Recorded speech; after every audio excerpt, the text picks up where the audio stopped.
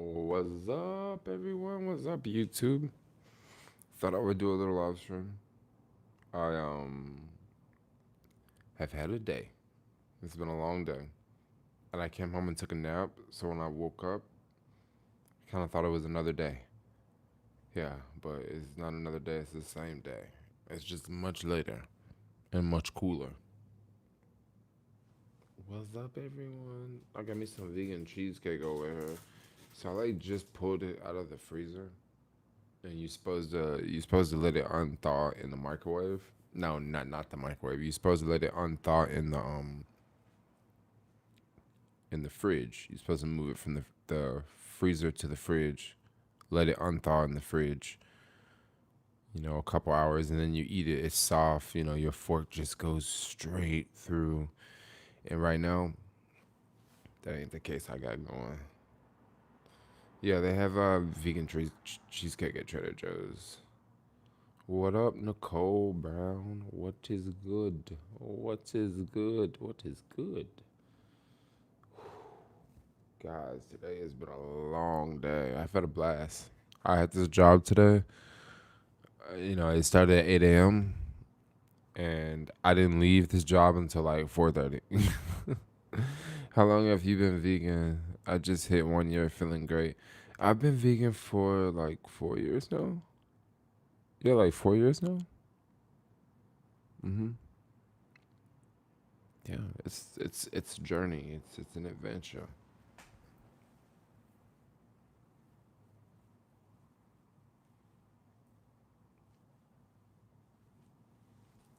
I have golden voice. Oh, the microphone sounds good. Yes, yes, yes.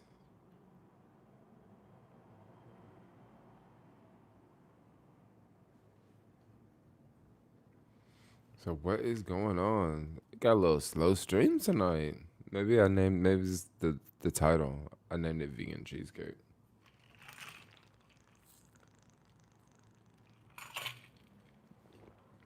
It'd probably be more people in this stream if I would have named it like 2020 Biden versus Trump. Maybe the channel be packed.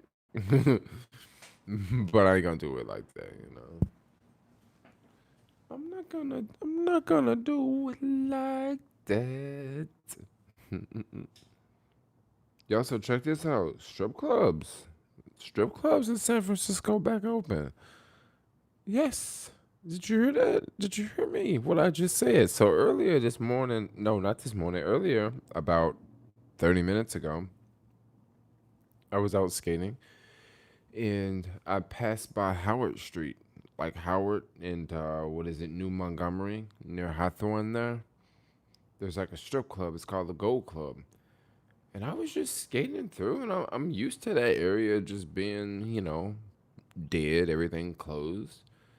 And no, the place was lit up. It was security outside. It was like, three security guards outside, just looked like they were waiting for people to come in. I didn't see nobody around. It looked dead. I don't know how late they're open. Maybe they're open later into the night. If they are, I would imagine maybe more people will come later. Um, Dude, what did you do different? Your audio is so crisp now. Oh, I got this microphone. I got I got a new microphone. Marty, what's up with the glasses of water? I don't. Are you trying to tell me something? Are you trying to tell me I'm thirsty? Or are you trying to tell me you're thirsty? I don't know what that means. Are you trying to tell me to drink water? I don't know. I'm trying to figure that out. 'Cause they say a picture's worth 1,000 words, so it's not. Okay, they're just going through my imagination. Like, what could that mean? Just simple. Oh, just simple. I don't know. Like I said, like they say a picture's worth 1,000 words, so I'm just like, huh? What's going on, Kim? Your son moved out. That's what's up. Oh, your son moved out. That must be a good feeling, getting rid of the kids. I don't have kids, so I don't know what to relate with, but I can just imagine. You know what I mean? I could just imagine. I mean, of course, you love your kids, but then you also you want to see them. You want to see them grow beyond them growing in the next room in the same house. You know what I mean? Like, you want to see them in like a month, and they tell you some different stories. You know, they look different. They got a different haircut, and you just like, oh, that's my baby. You know what I mean? It's like they go on. You know what I mean? Like, and you watch them like do whatever they gonna do.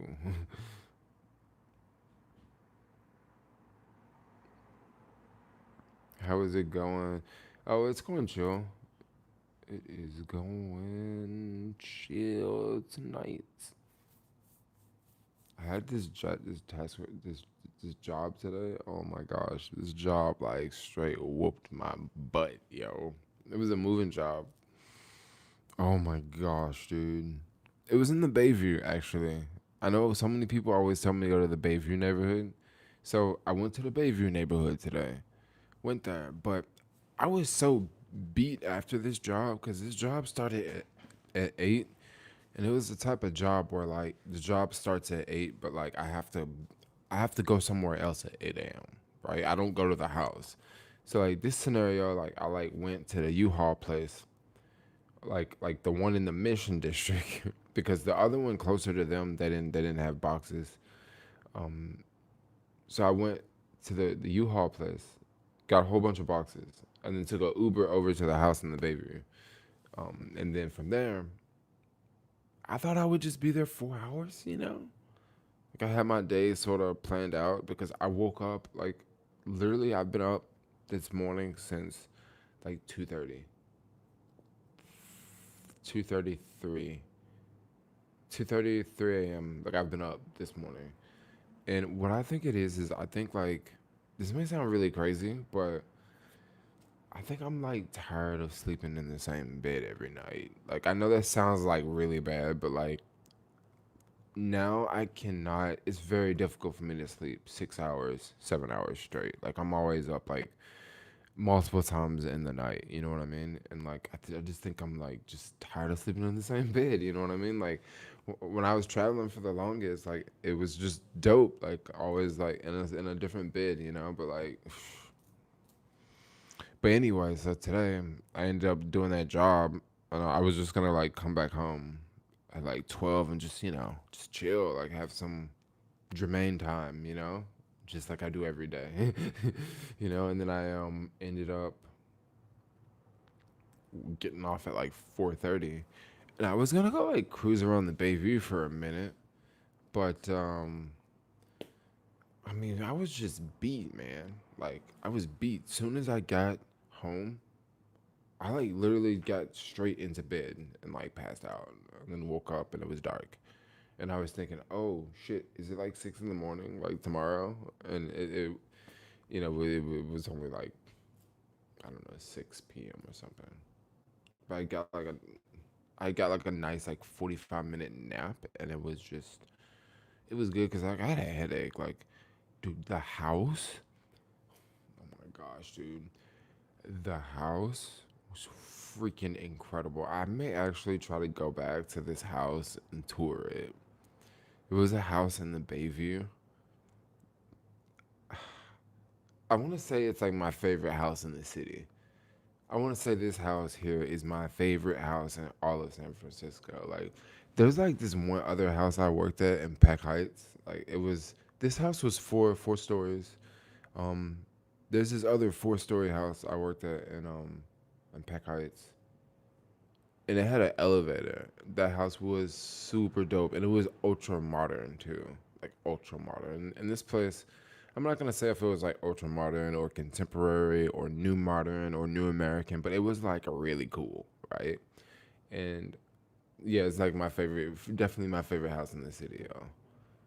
And the people were dope. Oh, they're moving to like I don't want to say anything about them, but like the people were super dope, and they're moving to like a really dope spot in the country. And they added me on YouTube, so I don't want to say anything about them, But they're really, really, really cool people, yo.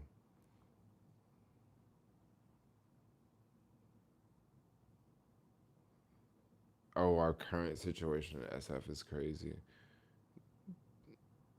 Did you hear about the huge SF CVS shoplifting organized crime bust earlier this month? No, I didn't hear about it, but that just happens all the time. I mean, is it the same people or is it just like random people? Like, I would imagine like it was just random people, you know? Like, is it all like, I didn't know it was an organized thing? Well, who knows? Like, so many CVS gets robbed, yo. Like, I was talking to this one chick in CVS, and she says at least 10 times a day, at least 10 times a day, she sees someone running out with something. Now, just think about that, okay? Just think about that for a second. She says at least 10 times a day, she sees someone running out with something. Now, that's not including all the times that people walk in and just fill up a backpack and just casually walk out, which that's probably happening a whole lot more than, people running in, grabbing stuff and running out, you know? I mean, it's pretty insane.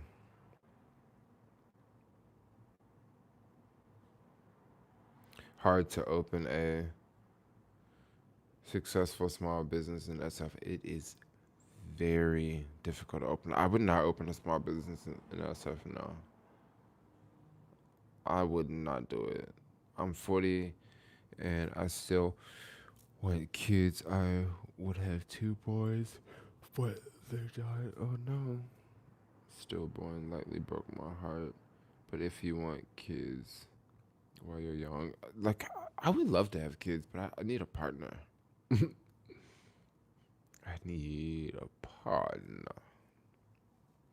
I don't necessarily know if I want to have kids tomorrow. You know what I mean? But I definitely want to have kids. Like, I think it would be really amazing to watch your kids grow up. I think that would be pretty cool. Bro, new subscribers curious what you do for a living. By the way, love the tours of the penthouse, man. I live in the Bay too. So I'll answer your question. So like, what do I do for a living? So I'm like a YouTuber. I what do I do for a living? That's like such a. I'm an influencer. Put it like that. I work for random apps. Um, I work. I do a lot of stuff in the stock market that I don't talk about as much. um, by the way, I love the penthouse tours. I want to do more of those tours, but like, I think I said this in a live stream like a couple of nights ago, but like, I can't go to any of those tours anymore. Like, my name is like is blacklisted, yo. Because what happened right when I went to right when I went, I'm gonna eat the cheesecake in a minute. It's thawing out because I pulled it out of the freezer. So right when I first started doing the apartment tours, I actually started to do these apartment tours. No, I haven't been to Nigeria. No, not yet. Um, I actually started doing these apartment tours. I had a friend in Boston. He called me up and he was like, "Hey, there's this condo I want to look at in Richmond. Can you like go and like check it out?"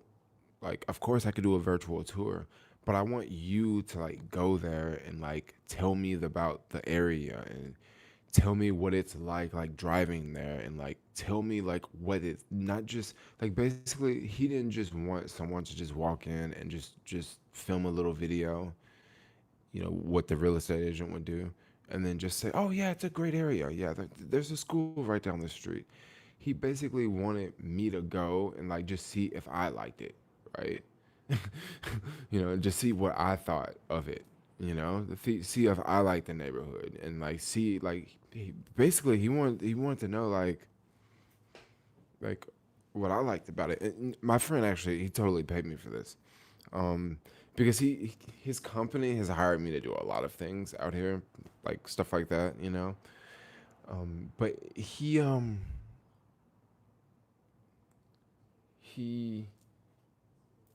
I don't know. I forgot I was saying here. What's Trader Joe's? I lost my train of thought here. I like heard some bang outside, so I kind of. Oh, so my friend's place, right? So I went, did the video, and I sent the video, and I had no plans on ever posting the video and showing you guys on YouTube. Like I had no plans on that, right? But when I got done editing the video was like it was.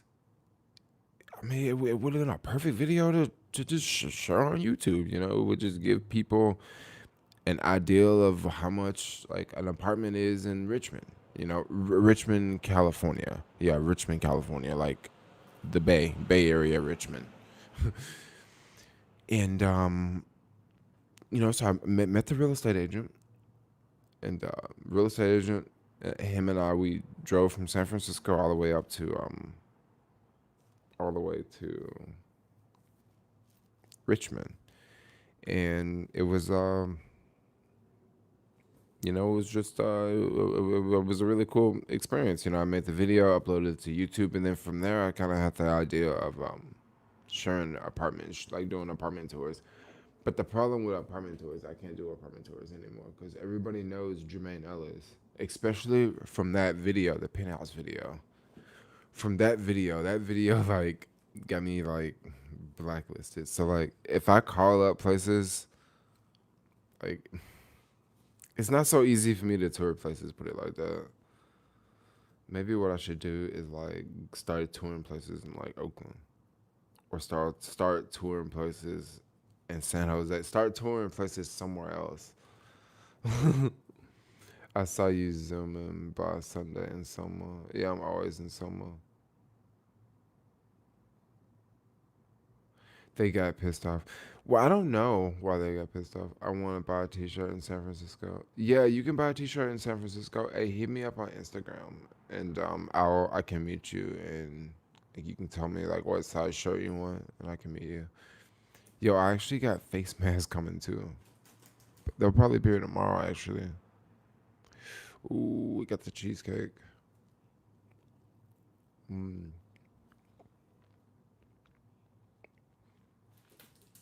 Okay, so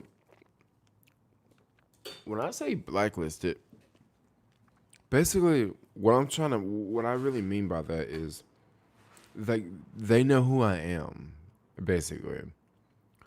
Meaning that like if I like before, like I would just straight up call them, right? And just be like, hey, can I go check out a 2 bedroom? And I would give them my name, and like, you know, like I would just go down there and it would just be like, I'm just a normal, I'm just, I'm just like a random dude, you know? And then when I went, there's 2 places I went to. I'm not gonna say the name of these 2 places, but the first place I went to, I felt like the people knew who I was, so they purposely gave me like the really cool places to look at, right? Because they knew I was for sure gonna make a video. The second place, same exact thing. Same exact thing. I think they purposely gave me like certain units because they knew for sure I was gonna go make a video. And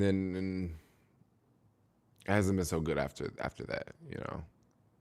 It hasn't been so good after that. I mean, cause come on, dude. When I went look at the penthouse, of course I'm not gonna freaking rent the penthouse, you know.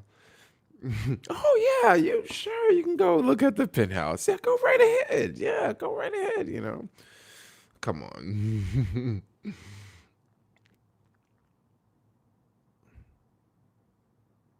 Influencer life, not authentic. I heard Muni is now charging. They've been charging all along.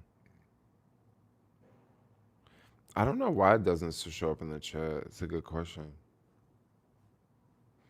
Do you know what you're gonna do after your lease is up? I still don't know. I'm still undecided. Mm. I think I have a really good idea of what I'm gonna do, but it's just gonna be a last minute decision. It's gonna be risky. No, I haven't found a place to stay though. So I guess I'll be homeless in like a month.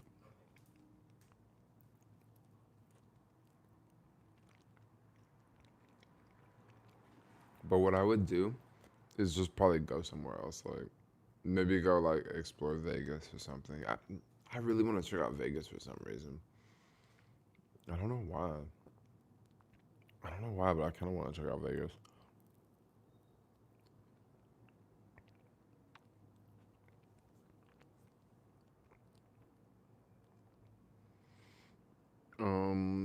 Have your feelings on the coronavirus changed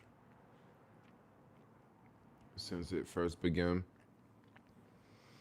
Mm, like, I think it's real, you know,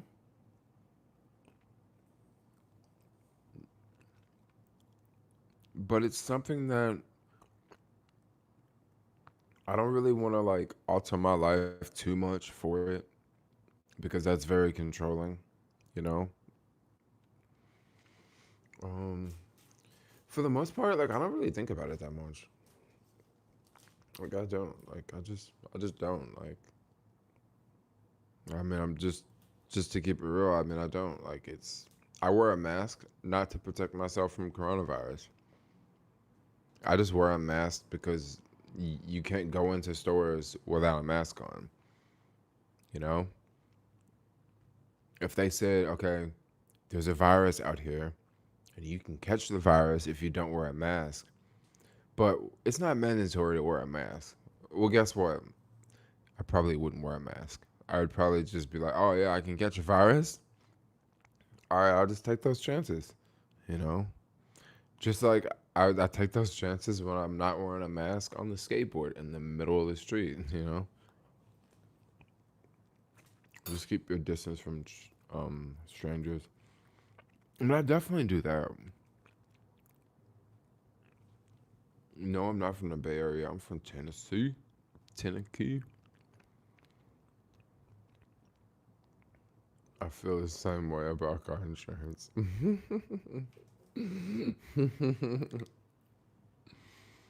Have you ever had a Karen call you out for filming or vlogging?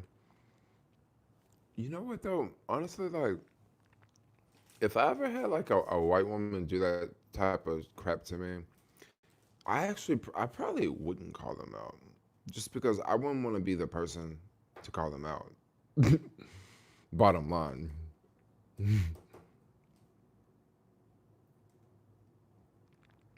that's just kind of how I feel about it. But there's a lot of people, especially black people out there.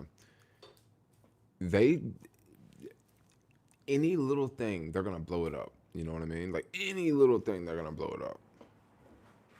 But like I'm not about that life, yo.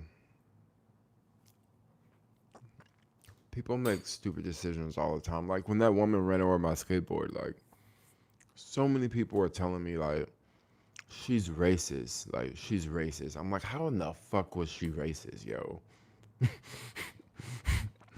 She didn't know it was an accident. You know, like it was an accident. Like she had no idea. Like obviously she probably wasn't even from the area, yo.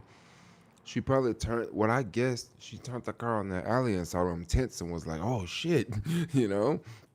That's probably what happened. And you know what? Like me, sometimes people you gotta have common sense, yo. Like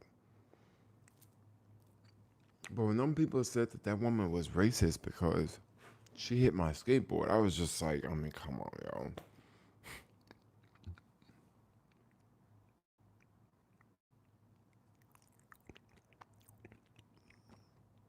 You know, there are some benefits of wearing a face mask. Like when I was missing a tooth, like it was dope to like be wearing a face mask and I'm talking to people and nobody can see my missing tooth, you know?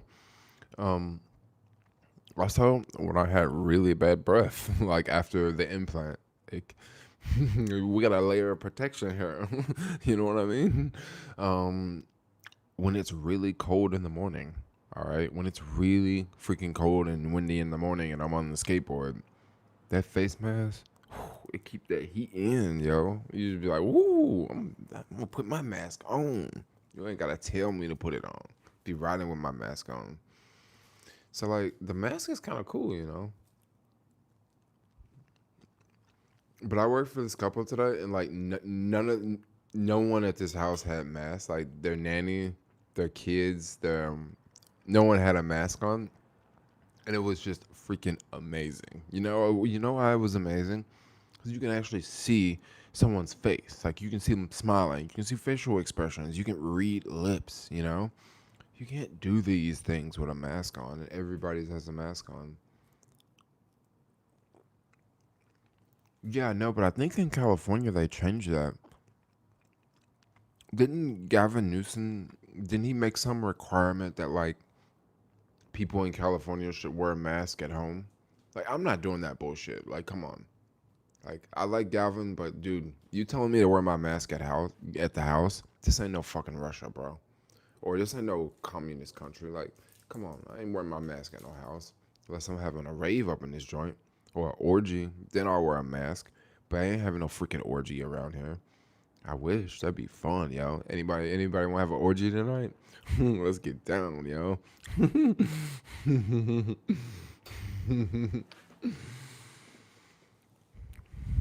No, I'm policing at home. I mean, someone like me would be police because freaking they would be like, "Yo, you're at home and you're on live stream. You should be wearing a mask." I'd be like, "But I'm social distancing. Like I'm locked up in a freaking room. What are you talking about? A cheesecake orgy." Masks are only needed in public places. Gavin Newsom required. Um, he wants people to wear a mask at Christmas. Um, he wants people to wear a mask for family gatherings. So when you have your family come over on Thanksgiving, he wants you to wear a mask. Like you can only take your mask off to eat. Like I'm telling you, y'all, California is going crazy, yo.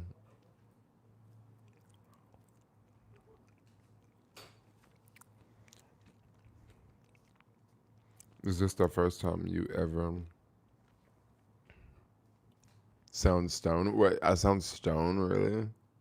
Why do you guys say I sound stoned?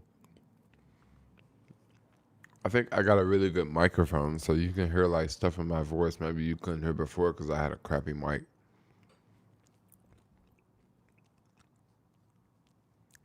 Prove it, Jay. What do you mean prove it?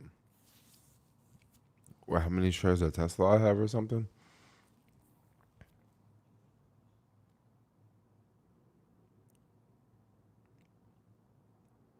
Dude, are you high? See it in your eyes, bro. What do you mean? Mask indoors, prove it. No, dude. Look it up. Look it up. It just came out recently, like Gavin Newsom. Look up the holiday restrictions or whatever. I mean, I haven't even heard about them doing stuff like this in China.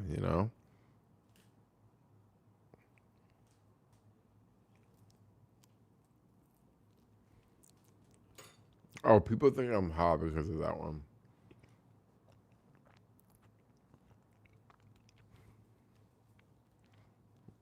Um, just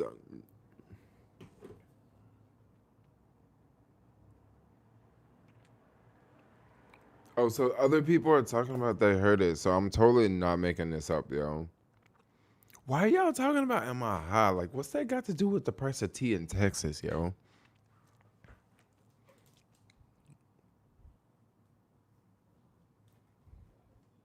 Your eyes look a little puffy. No, they don't.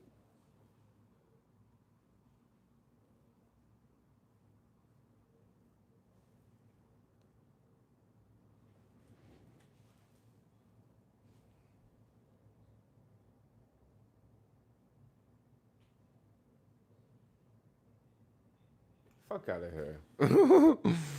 Y'all need a life, yo. Y'all trying to look at my eyes. They ain't blue. Next.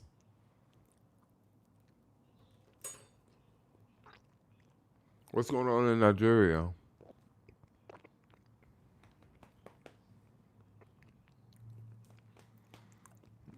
What is your next venue in dispensary reviews? Mm, I don't know.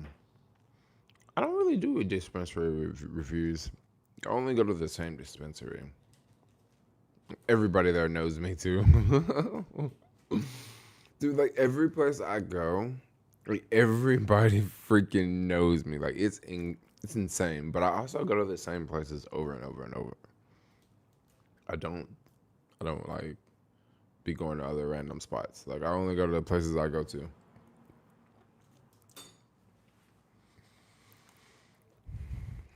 Bloom Room.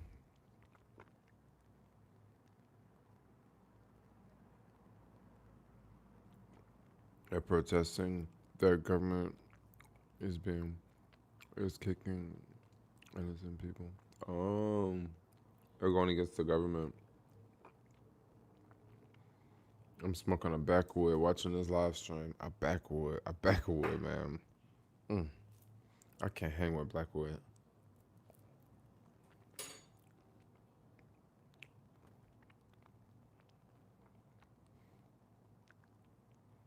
Put your mask on. Put your mask on. Oh, I see what's Nigeria. What's your stock? Let me see. What's your stock pick for earnings? I'm gonna keep it real. I haven't really been following like the stock market that much. I've been checking the prices, but I really haven't been following earnings. No.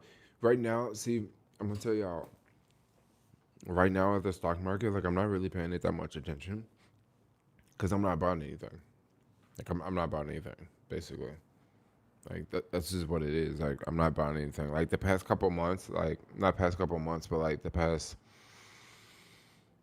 I want to say like 2 months. Like I've been like just not buying stock as much. Like I've been like saving money, and I also haven't been working as much, so I haven't been making as much. So I really haven't been buying stock. So I haven't really been paying it that much attention. But companies I am looking at is you know a lot of companies that haven't ran up a lot this year. A lot of the companies in the EV space has ran up a lot. Has ran up a lot. So I'm looking at like, Dropbox, Upwork, and Slack. These are some big positions I have. And then I'm also looking at CRISPR Therapeutics too, which is they specialize in like gene editing. This is one I'm trying to make like maybe like a second to like third largest position. And then I'm also like Beyond Meat. Like, I sold out a lot of Beyond Meat and bought some ARK ETFs, and then turned around and sold those ARK ETFs, and then bought these Bay Area startups, Upwork, Drop, and Slack.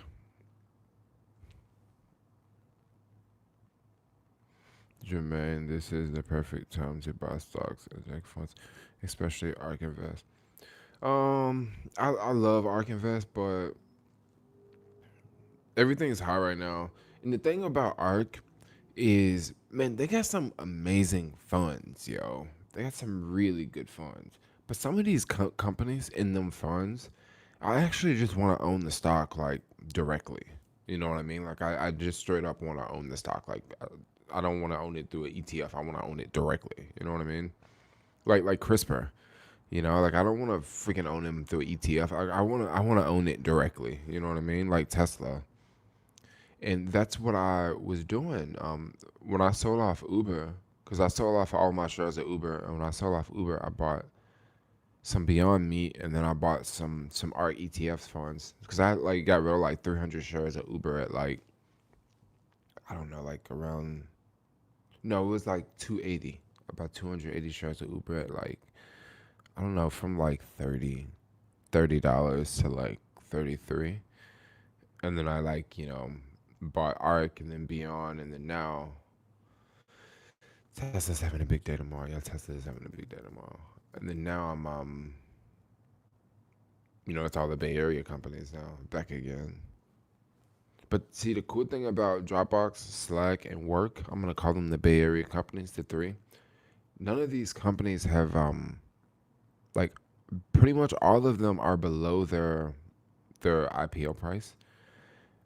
Basically, all three of these companies IPO'd less than 2 years ago, and all of these companies are slightly down. So it's like you're getting it at a discount versus if you go look at Neo, which is a Chinese electric car maker. Their stock is up like 1,800% freaking this year. Like if I think that's the last thing I saw on Robinhood, it was up 1,800%, right? Now, if you think you're doing good with Tesla, well, Tesla's only up like 700% versus 1,800%. So like I'm not looking to park money into the EV space. What is Slack? Slack is work. Slack they specialize in um they specialize in like company like software that companies use within companies, sort of like Salesforce. So basically, Salesforce they make software that like companies use. So like, let's say you're a company and you have like 1,000 employees. So you purchase the software through Salesforce, and now all of your the workers, your employees, 1,000 people that that that you have working for your company, they can all use this. They can all use this like platform, and they can like work on different projects and stuff like that. And right now, with this whole pandemic going on, is it's more and more people are gonna use these services. It's I Dropbox is another good one. Dropbox they got Dropbox. I don't know. Dropbox. I like the fact that they the reason why I'm kind of stuck on Dropbox because I don't use their service. I don't use Dropbox because I use Google and I also use Apple for cloud service, which is kind of lame because I probably should use Dropbox. But how do I switch from Google when I already have stuff that's been on Google for like X amount of time? Well, that's kind of how I see with Dropbox. So like, there's a lot of people that's been using Dropbox for the longest, but like, how difficult is it to use? How difficult is it to stop using Dropbox? Like once you, basically, I'm banking on people getting locked into the subscriptions and not leaving the subscriptions. That's one way I'm looking at it. Also, Hello Son, not Hello Son, but DocSon. Like DocSon is huge, and Hello Son is switching up costs. Look it up. And backup data. Dropbox has a lot of competition, so it's hard to blow up. Yeah, Dropbox does have a lot of competition.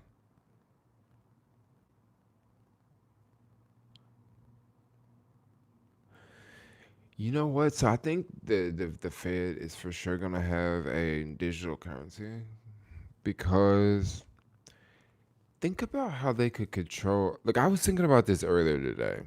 Think about how they could control the economy better with a with a digital currency. Think about how they can control the economy. And when I'm talking about this right here. Think about how the government, when they give out those $1,200 checks, right? When they give out those $1,200 stimulus checks, people use the money wherever they want. Some people go to the grocery store and they buy food. Some people go to the grocery store and buy clothes. Like I see people at Target buying clothes. People use whatever they want. Now, I would imagine in the future There will be some sort of digital currency. And whenever they gave out a stimulus, right? Whenever they give out a stimulus package, that stimulus package is going to be like $1,200 on your digital wallet, and it's probably going to have like X amount of days for you to spend it, right? Like 30 days you have to spend the money, and then it's probably going to have restrictions like you can only spend the money on these things, right? So basically, if they wanted to, they can pump out like X amount of billions into the economy and actually know for sure that it's being spent in the way that they want it to be spent. Like basically, let's say restaurants are having a really hard time. Small businesses are having a really hard time. The government could just come out and say, "Okay, we're going to create a stimulus package and we're going to give everybody all this money." But the thing is, this money, you have to use it as small restaurants. So if you go to Starbucks, you can't use this money. If you go to McDonald's, this money won't work. But you have to use this at like a small business. You know, they could do it. They could with a digital currency, they could do something like that, and they can also have a time frame where like if you don't use the money in 4 weeks, the money disappears. So basically, what that means is they can pump money into the economy and then pretty much push it out into the industries to keep them alive, you know? Versus today, where they just give everyone $1,200 and people they spend it however they want. Like people, pay their student loans. People, people buy stock. People go buy a new bicycle. People go. So too much control. Well, yeah, it is too much control, but you know what? With all these people out of work, right, and all these people looking for a handout, you don't think that people are. You don't think someone who hasn't been working for 6 months, you think they're gonna say no to that, right? You think they're gonna say no? They're not gonna say no to that. I mean, they just cut them folks off for their unemployment, so they looking for the next dollar around the corner, right? And if that dollar is a digital dollar, that's just as good as that other dollar, you know. So like no, like you put people in a situation where they don't say no because they can't say no because they don't have another option. So you know what they say? They say yes, and you got them to say yes. You know, I mean, but it is kind of smart how like they can do that. Like they could be like, "Yo, here's $100. Give it to your favorite YouTuber influencer." And y'all would just come over to my live stream and just give me the $100. You know what I mean? So like, I can see how it would work.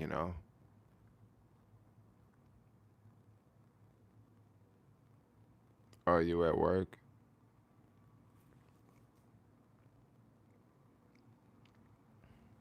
Too much control. I mean, I think they would. I guess if they just wanted you to spend the money on food, they would just give you food stamps, right? Yes, I do like the X-Way.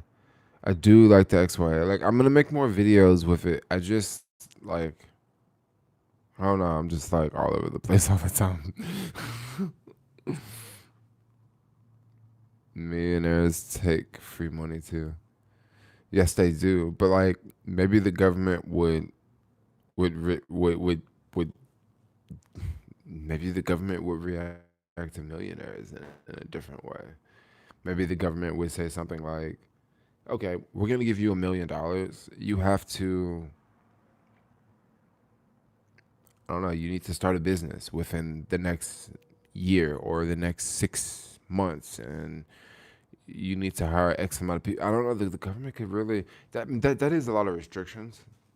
But believe me, guys, like restrictions are coming, and the reason why restrictions are coming, just look east, look to the east, look to the east. That's who we got to compete with. And I'm telling y'all, the free world will not be able to compete with the East free. So there will be more restrictions in the West. Like I don't really want to talk like that right now because I don't know. I don't want it to be that type of stream, but restrictions are coming. Just get used to them. And the only people that are really upset about it the most are people in the 50s and 60 age group right now. They're the main ones that are the ones that are most upset because young people don't even know what's going on. The older people, they know what's going on, but then at the same time, this ain't the 1950s anymore, you know?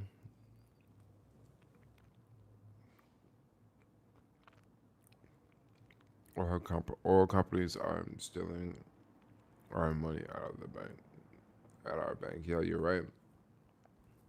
You are right. Thanks for the super chat.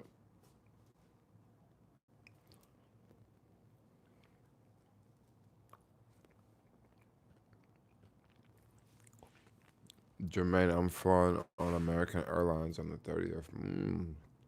Do they block out the middle seat?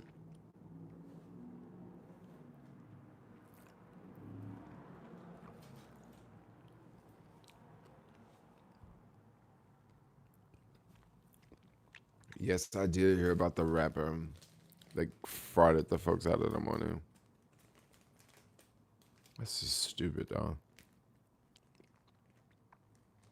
He was some rapper from Tennessee. I heard about him. There will be a stranger sitting next to me. That sucks. Mm. Have you already picked your seats? How is the cheesecake? Cheesecake is fire.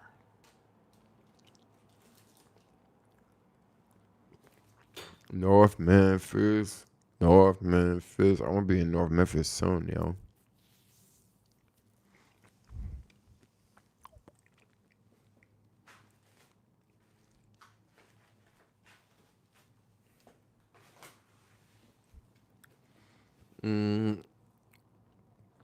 You ever call that place?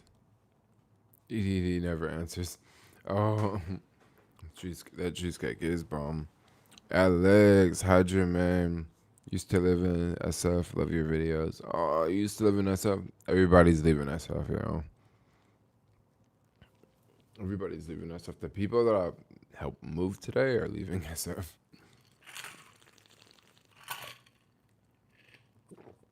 You guys know whenever I show up to moving jobs, you know what I always ask the people?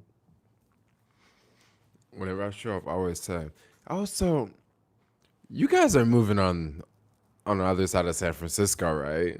And they're just like they always nah, we're moving over here. But then every now and then I meet that person and they're like, "Yeah, I'm just moving over here. We're staying in the city." But majority of the people are moving out. These people are moving really far away. Like I was really surprised. Most people aren't moving this far.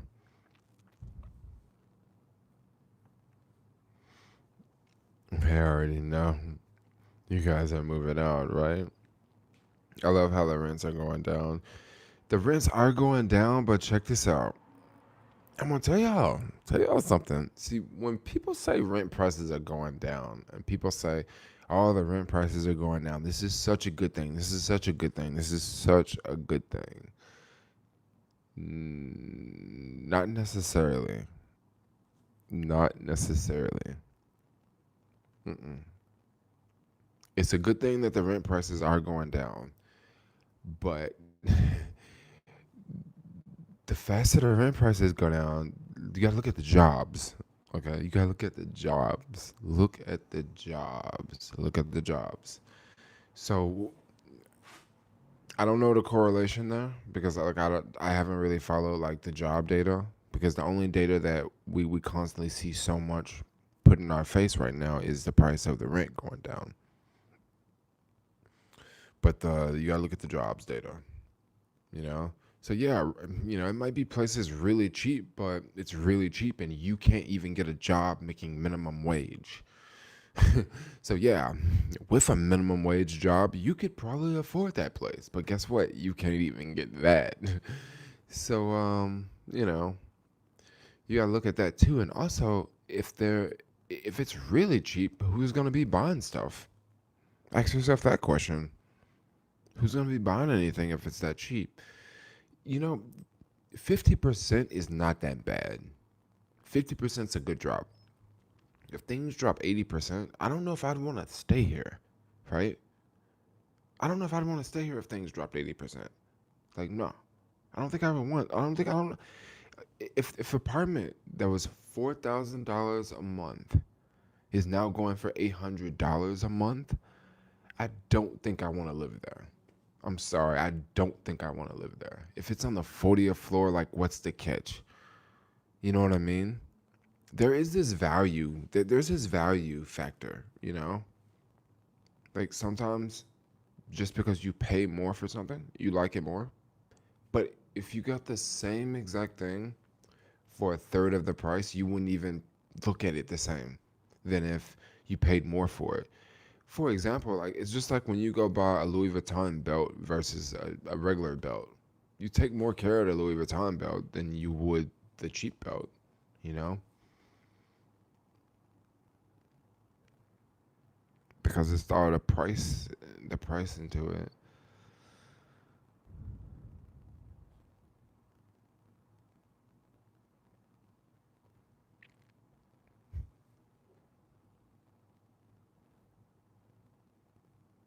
But 50% will still be out of a lot of people's price range. Well, I see. I don't exactly know how to answer this question here. 50% will still be out of most people's price range because I don't exactly know how to answer that question because this is a tough one to answer because I don't know how you're answering this question. I don't know if you're answering this question as a single person or someone with three kids.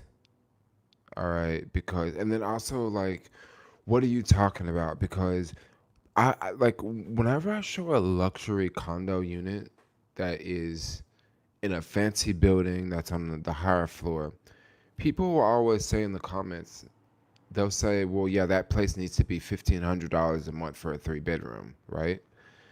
And I don't think that people necessarily understand the value of things as much. I don't think a lot of people do. Some people literally expect that like every three-bedroom in San Francisco should be treated like equally, and that's just totally not the case. Um, some three-bedrooms are really shitty, um, and some three-bedrooms are really nice. Look at the construction. You go look at if you go to Section 8, yeah, you get three bedrooms for $1,700, but look at it. I mean, look at it versus a three-bedroom that you would get for a whole lot more than $1,700. It's really what you get. It, I don't know. It's just yeah, it's still too much, but like it's too much to what degree? Like, how much money are you making? Are you making $15 an hour or are you making $40 an hour? Like it to say it's too much is what are you talking about? Like because I found some deal like me like I found a lot of deals on here. $2,500 a month for a two-bedroom. It sounds like a lot of money if you don't live outside the city, but like that's cheap, yo. Like that's a good deal. Could that place go down more? I could guess that place could possibly go down to 2,000. Now, would that place go down to 1,500? Probably not. Probably not. You know why it may not go down to 1,500? That might be the support. That might be where people move into the building, right? That's another factor with the price of rent too, guys. Okay, with the price of rent too, like that apartment that's $11,000 on the top floor. If they lowered it to like 6,000 or 7,000, maybe someone would take it just because they're looking like, oh wow, it's 40% off.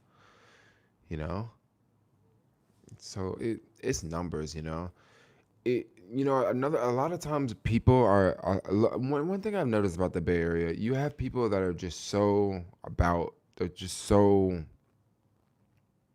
just the rent is just their life is about rent, and I totally understand why that is because it's expensive, it's hard to live here. But everything is not equal. I'm sorry to say, but like everything is not equal. You know what I mean? Like everything is not equal. Like a 2-story building is not the same as a 40-story building. Like it's just not. You know what I mean? And it just I saw a super chat up here I missed. I lived in SF 10 years ago. I left in 2010. Was going to move back with the rent drops, but decided to stay in Seattle. Still travel to SF frequently. And then also, another thing to think about, crime. We also got to think about crime. So lock in a low rate. You can't exactly lock in a low rate here. And the reason why I say you can't exactly lock in a low rate is because of majority of these places that are really cheap are not rent control. Places that are rent control, guess what? They're not offering the same 2 months free rent. They're not offering that.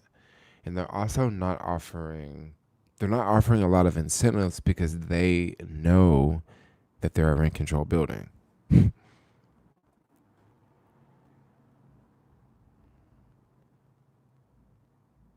It's worth paying a premium to be safer. I don't know. It's a hard thing to say. Like, I mean, it's a hard one to say. I mean, if you need a 3-bedroom apartment in the city, that's a lot of space. Either you got a lot of kids or you got a business.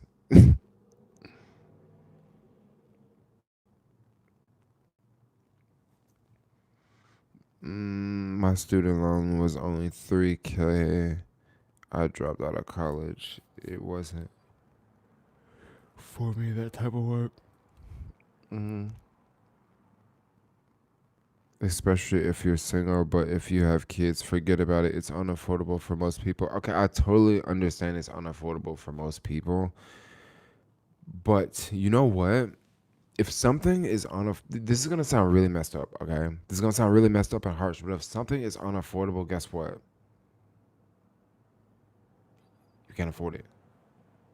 Like that's really what it boils down to. Like that's what it boils down to. Like I really want a model. I want a Tesla Model Plaid S. It's $130,000. Like I can't afford it. Like bottom line, like I can't afford it. Like so, guess what? I'm not gonna have a freaking Model Plaid S. You know, when I buy a car, you know what I'll probably buy? I'll probably buy a $10,000 car, and I will not buy a car that costs $130,000 because I can't afford it. Right? Just like I'm not gonna move into that condo that costs $11,000 a month because I cannot afford it. I'm gonna move to a place that's less than $2,000 a month.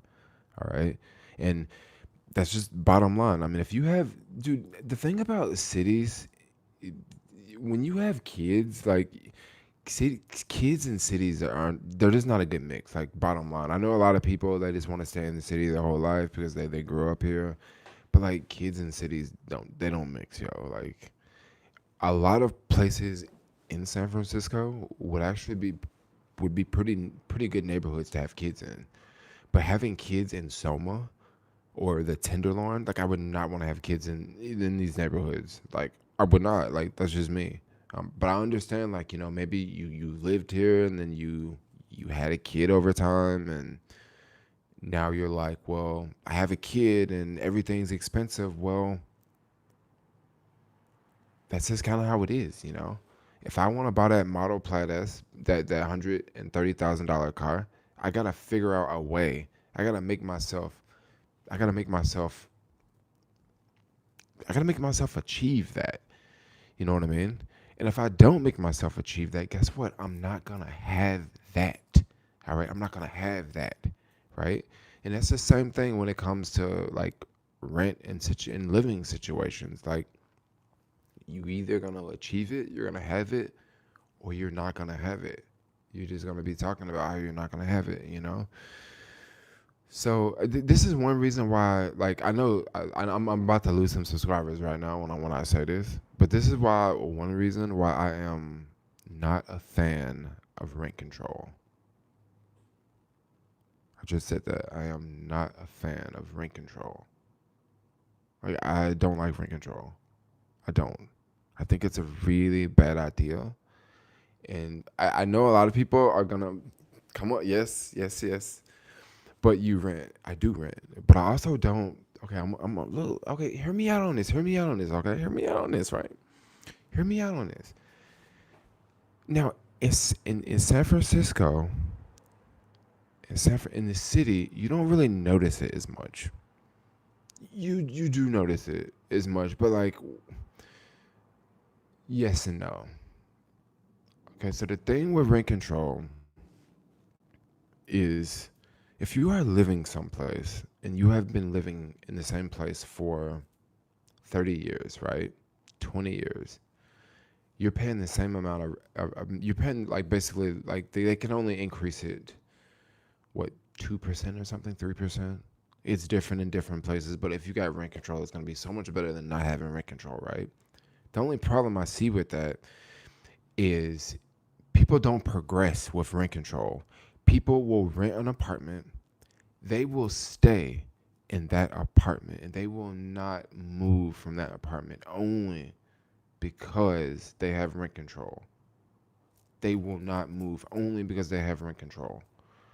Now, the problem is that can actually hurt that person. That cheap place, that rent control could literally hurt that person. That cheap rental could cost that person hundreds of thousands of dollars over their lifetime because they missed opportunities. They missed opportunities, right? Now, I totally get it now. A lot of people are gonna say, okay, rent control is the only way that I can live in the city. Only way I can live in the city. Okay, okay. What about the people that have rent control in the city that make $150,000 a year and they have rent control? What do you do about someone like that? What do you do about someone who has rent control and they have kids, right?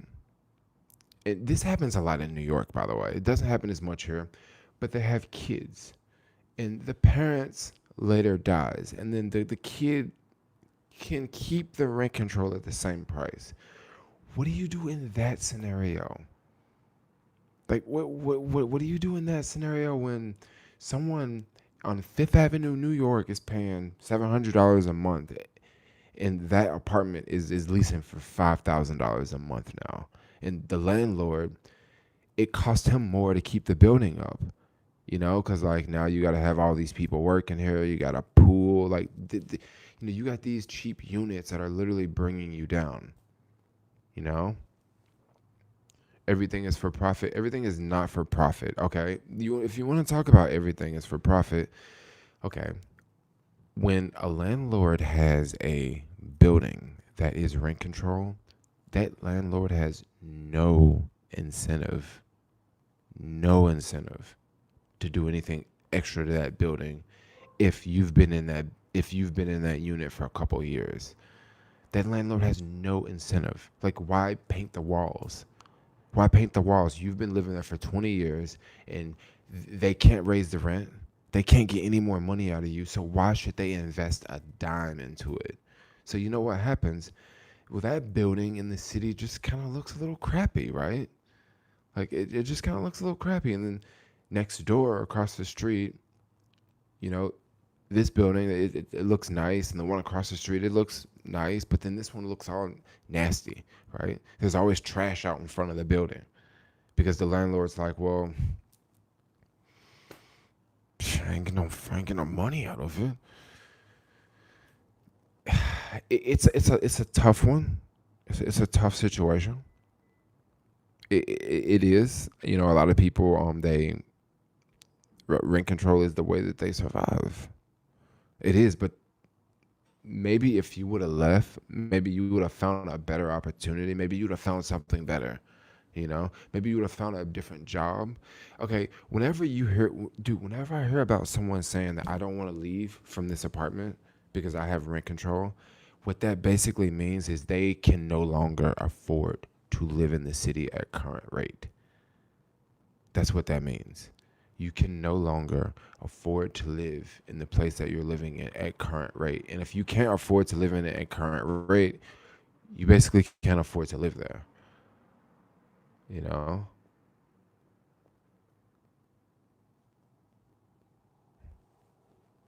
Most people have to live a normal life. I understand most people have to live a normal life, but you know what? If it costs too much, guess what? What are you gonna do? If it costs too much, what are you gonna do? I mean, I understand people have to live a normal life, but you have to live a normal life where you can live a normal life. Everybody can't live a normal life here. Like, think about it. Like, you have to live a normal life where you can. Like I don't mean to be like harsh, but like I'm just being real, you know. Like I'm just being 100 though.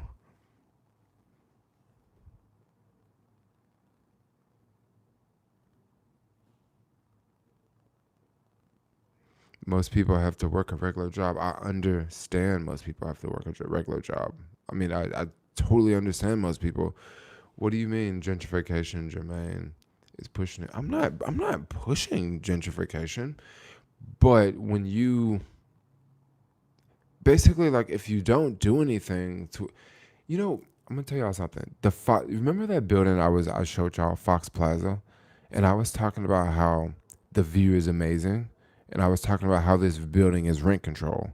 And then you know what else I said about the building? The elevators are really slow. There's only one elevator, and this is a 30-story building. This is a 30-story building. There's one fucking elevator. They have no incentive to do anything to the building. And yet people are saying I'm about gentrification. You goddamn right I'm about gentrification. If I'm on the 30th floor and there's one elevator and there's a fire, yes, I'm about gentrification. Raise the prices, add more elevators, make the building safe. I mean, I don't get it. Like, I mean, yeah, would you want to die in a freaking skyscraper building on fire, yo?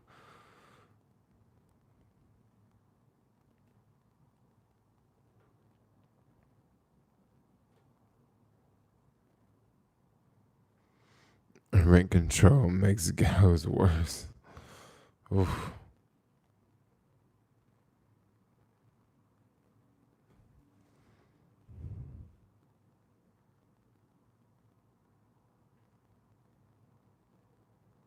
Yeah, but you know what though? Like, I honestly I can't pick the jobs that people do. Like, I can't pick the jobs that people do. Like I can't. Like I can't. I just do.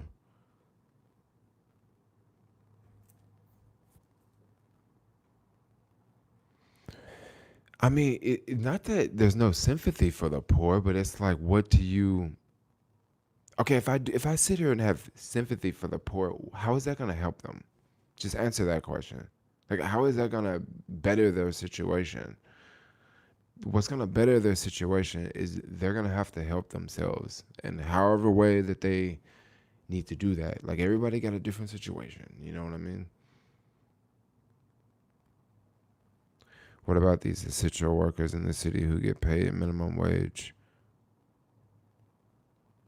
who will work the stores? So a lot of the people that make minimum wage are not people who are. A lot of people that make minimum wage in the city are people that are probably living like at home, or maybe they maybe they live in Section 8, or maybe they got some roommate situations, but maybe I don't know where they live. Maybe they live across the bay. Like I can't tell you where people live. I can't tell you where people pay for rent, you know. I see a lot of different I see a lot of different things online, you know. Dude, I'm done arguing for the poor. Just damn. Like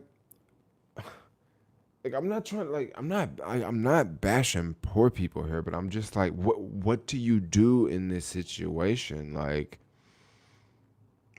can't like just sit here and agree with I can't just agree with like someone that's saying something that just don't really make much sense, you know what I mean?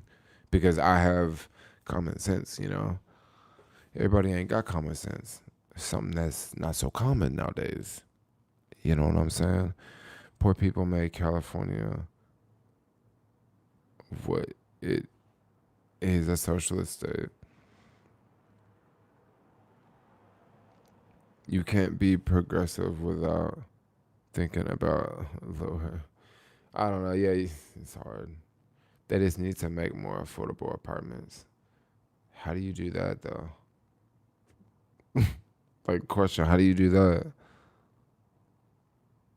Like, how do you do that? Because to make, please, how do you make more affordable apartments? Do you like? How do you do that? Like, honestly, because when I'm thinking of this, like, when I think of how to make more affordable apartments, I'm thinking, okay, maybe build high rises, right? But you can't do that because people complain about every time they build a high rise in the city. So you can't do that. So build more housing. Okay, we can build 3-story buildings. Okay, 3-story buildings don't house that many people. So yeah, we can build more housing, but like, okay, but like, how much housing? It's a tough one, you know. Anyway, I'm just gonna keep it real. Like, everybody can't live in the city, yo. Like, New York is the same way. Like, New York is very desirable. It's very desirable. Like, why you think San Francisco and New York are the two most expensive places in the country? Of course there's gonna be so many people upset that they can't live here. Of course, like, it's the most expensive place in the fucking world. Ugh. Like, of course there's gonna be people upset they can't live. Duh. What's up, bro? You still alive? I'm still alive. They just can't be tiny apartments. But then if they just can't be tiny apartments, like, what are you gonna build them? Like, you can just never keep people happy, yo. Like, you can't, shit. Let them just hang out on the street. Like, I can't get it. But like, they building tiny apartments everywhere, yo. Like, come on, 400 square feet. 400 square feet is the new 600 square feet, basically. Because when they used to make stuff 600 square feet, that was decent. But now it's like 400 square feet. And it's like, what? They should have built housing in Los Angeles, deserts above. Yeah, but that's for Los Angeles. What we gonna do about down here?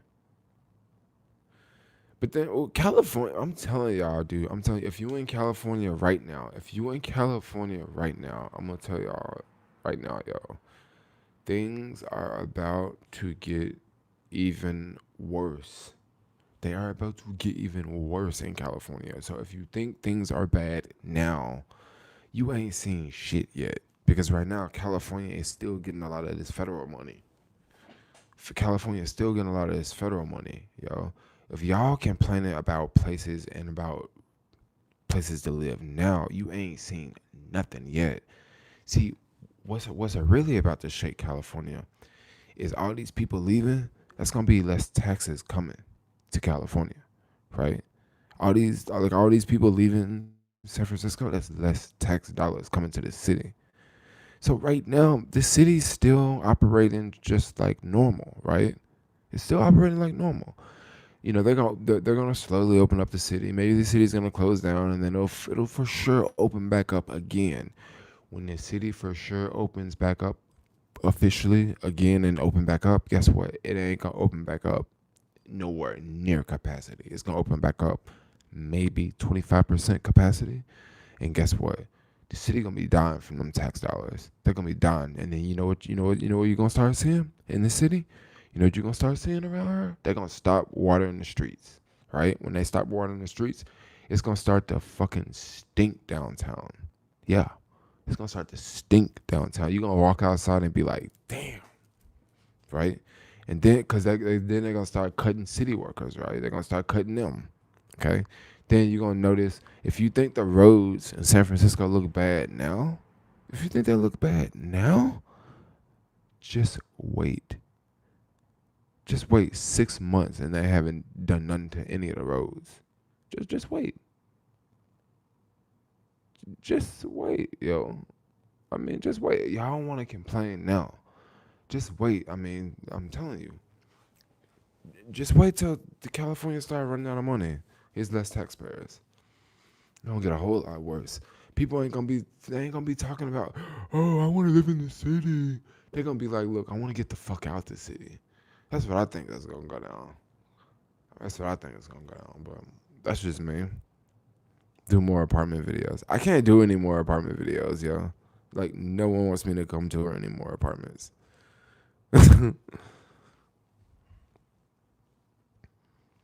Maybe I'll just start calling out real estate agents and being like, yo, like, can I make a YouTube video of this house?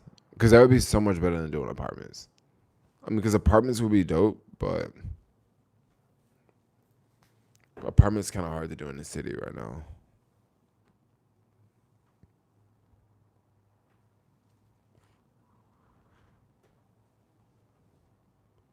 I came here, BC, because of the gay nightlife. You must be counting down the days till the U.S. travel ban is thick. I'm not exactly counting them down. Not exactly counting them down. I mean,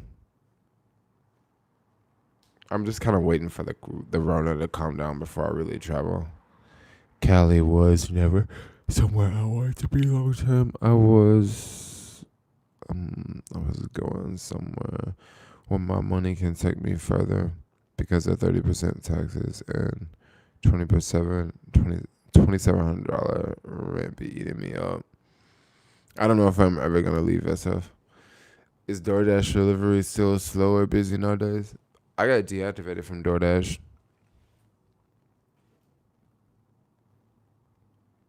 Bay Area is most expensive. Yeah, Bay Area is stupid expensive. Florida is cheap, no state tax. Florida is cheap. There's so many good places to live around the country. That's pretty cheap. Washington seems like a dope place. You know one thing I don't like? I don't like the heat. I don't like the heat, yo. I do not like the heat. So don't really want to live too place that's too hot. Like Vegas would be cool, but like I don't like the heat. But at least it's not. At least it's not that humid. Oh. At least it's not humid, you know.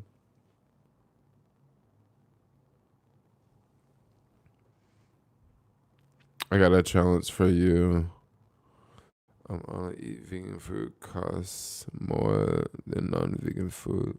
So before you buy food from the store, see if an employee are making at least $15 an hour. Don't buy. You will go hungry.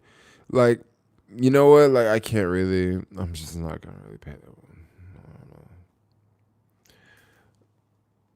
Like, dude, I understand that there's people out here that they can't make it. Like, I mean, what do you want me to do? Like, I'm not a lawmaker. Like, I'm a YouTuber, dude. Like,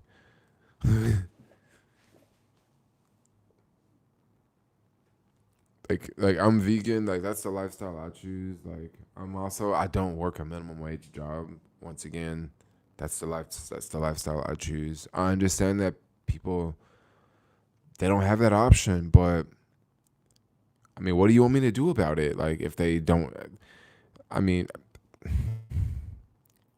I don't know. Like I really wish the best for them. Like whatever that means. But like, I don't even know who you're talking about.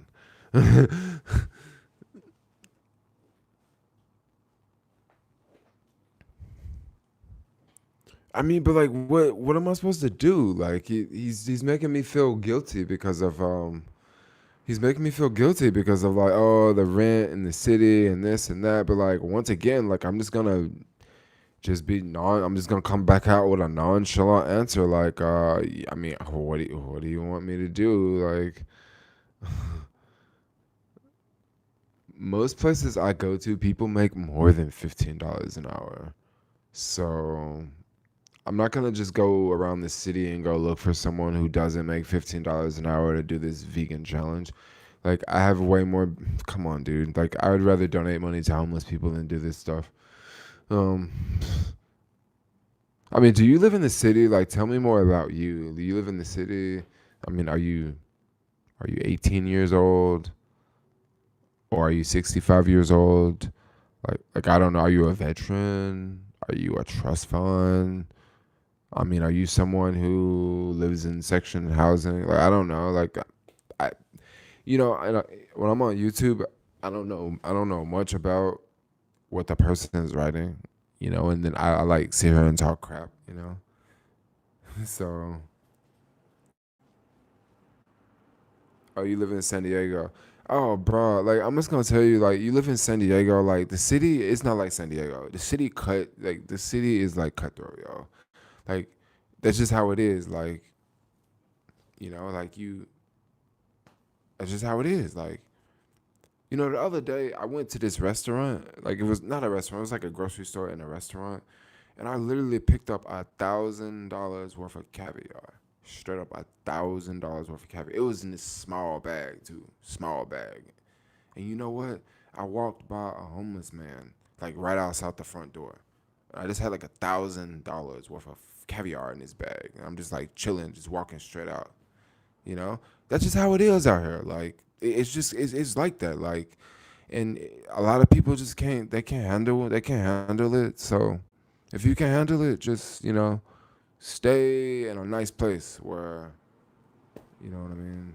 Like just stay in a nice place. But like it's it's a different life up here. People, like I skateboard and I see people sleeping on the street like all the time. Okay, all the time. Like at least 10 people a day. Like today, at least 10 people I ain't seen skateboarding on streets. Okay, straight up. And what am I gonna do? Like I'm just gonna keep skateboarding right by them folks. Like I'm skateboarding by them on the way to the bank. You know what I mean? Like I mean it's a different life, yo. Like like it ain't for everybody. It ain't for everybody. That's why people come here and they start crying when they see the streets. It ain't for everybody. Some people can take it. Some people can't. That's why you see people running out the city, yo. They run from the city and they go live in the suburbs. They go live in a big old house, big pretty house, and they have nice green grass outside, and they have two cars in the driveway, a Mercedes, and then it might be a Cadillac or something, or a Prius, or you know what I mean? Like they just living that normal life, and then they think about the city and they just hate the city, because they had a bad experience here. Like I say, it ain't for everybody, yo. Especially this neighborhood I live in, it ain't for everybody, yo. Some people come to the city, they need to go to Peck Heights. Peck Heights is a real nice neighborhood. I love to live in Peck Heights, yo. Dope neighborhood. You ain't got, I mean, it's nice. Quiet, no homeless people. No homeless people. Rich people stay there, you know? But like, it ain't for everybody, yo. Like I'm telling y'all, it ain't for everybody. Yeah, yeah, I'm like single life too. I'm all about the single life. I don't really date, so like I could just do whatever the fuck I want to all the time. Like everybody's ain't like that. Dude, they had rent cities in San Diego. Yeah, but San Diego cheap though, yo. Like you should just stay in San Diego because like it's affordable, it's cheap. You know, yeah, don't come up here though. It's like literally it's the most expensive place in the country, yo. And like if you coming up here trying to bring 3, 4 kids, like I mean, listen to what I just said. It's the most expensive place in the country, and you trying to come up here and bring 3, 4 kids, like maybe you need to be balling. If you know what I mean. Like if you live in here by yourself is one thing, you know. San Francisco is cheaper than San Francisco. It's not cheap, but it's cheaper than the city.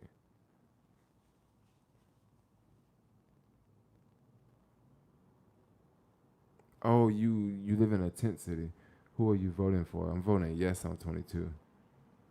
That's like the only thing I really care about. Will you move out if the law didn't pass? It really depends. If the law didn't pass, I'm gonna I don't know. That's a good question. If the law doesn't pass, that's a really good question.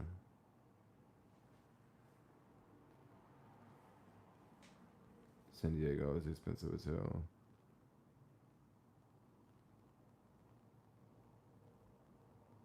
Are you voted for Trump?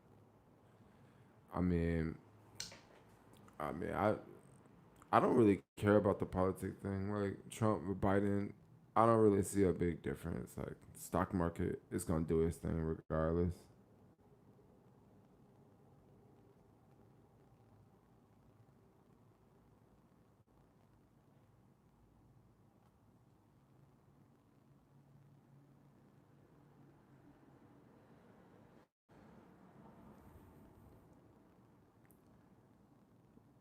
Right on, dude. Maybe I'll check it out.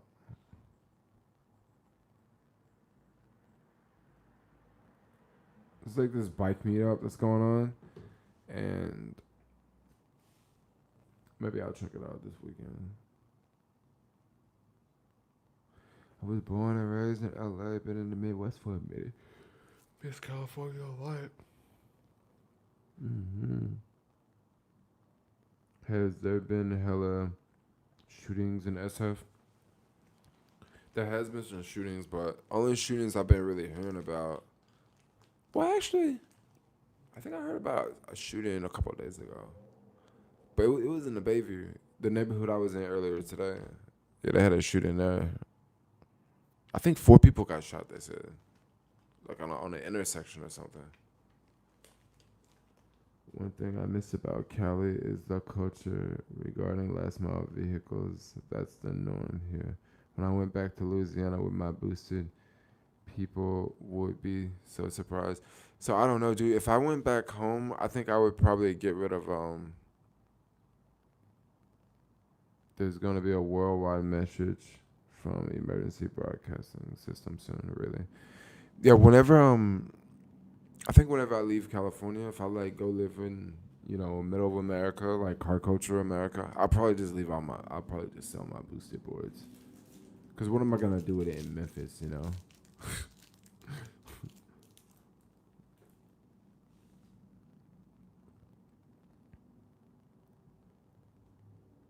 You ever listen to Messy Marvin or someone? I never heard of either one.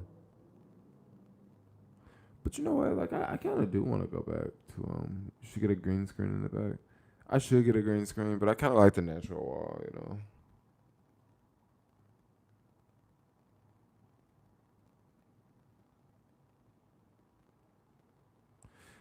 I'm ready to move back to Mississippi. Too many people in SF love the real life. I would love to live the rural life, but not like permanently. I'm talking about live the rural life for like a couple weeks, and then come back to the city.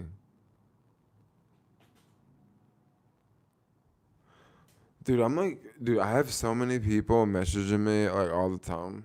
So like, if you ever message me and you want to know like why like I don't respond, it's because like, okay, like right now I'm having a live stream, right? And like a friend like sent me a message and he's trying to get me to join this group, right? So like I'm busy, like I'm doing this with y'all, okay?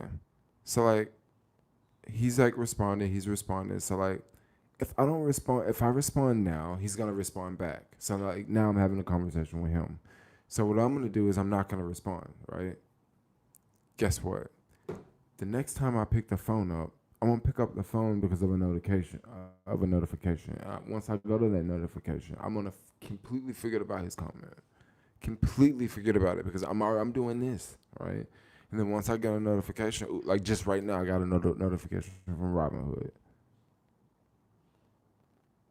Oh, they're talking about a trade. Okay, so like right now, it's gone. His conversation gone. Like if he don't say nothing else to me, I ain't gonna even hear it. And guess what? It's gonna be like 20 other people that's gonna message me, and I'm just gonna be like, you know what I mean? Like if you don't freaking call me, like it's gonna be. Look at right now. We look at my phone. Jermaine just don't care, y'all. Number one, I don't even have the messages on my homepage. I purposely don't put it on my homepage because I don't like messaging people, right? So like if I want to find my messages, I actually have to go look for it. I have to go type in messages, right?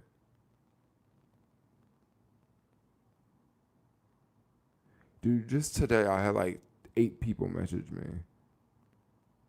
Haven't responded. No.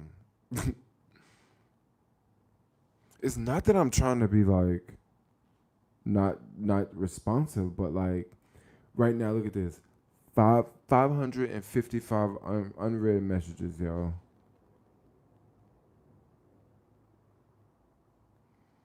I mean, I'm surprised I even keep up with the messages like at this house I'm living in. Because the only reason I keep up with the messages here is because I like see it pop up. Like, oh, there's a message from the house. Otherwise, like I probably wouldn't pay that shit no attention either. The less of my two opinions, Biden. I think the lesser of the two is Trump. Actually, that's just my thought because he's already in office. Um, but I mean, the only reason I say that is because he's already in office. I understand like a lot of people are gonna disagree and gonna want to stab me in the back with a fucking fork. But the only reason I said that is because he's already in office. It didn't have nothing to do with his character, his person, his policies. Only reason I said that is because his ass is already sitting in office.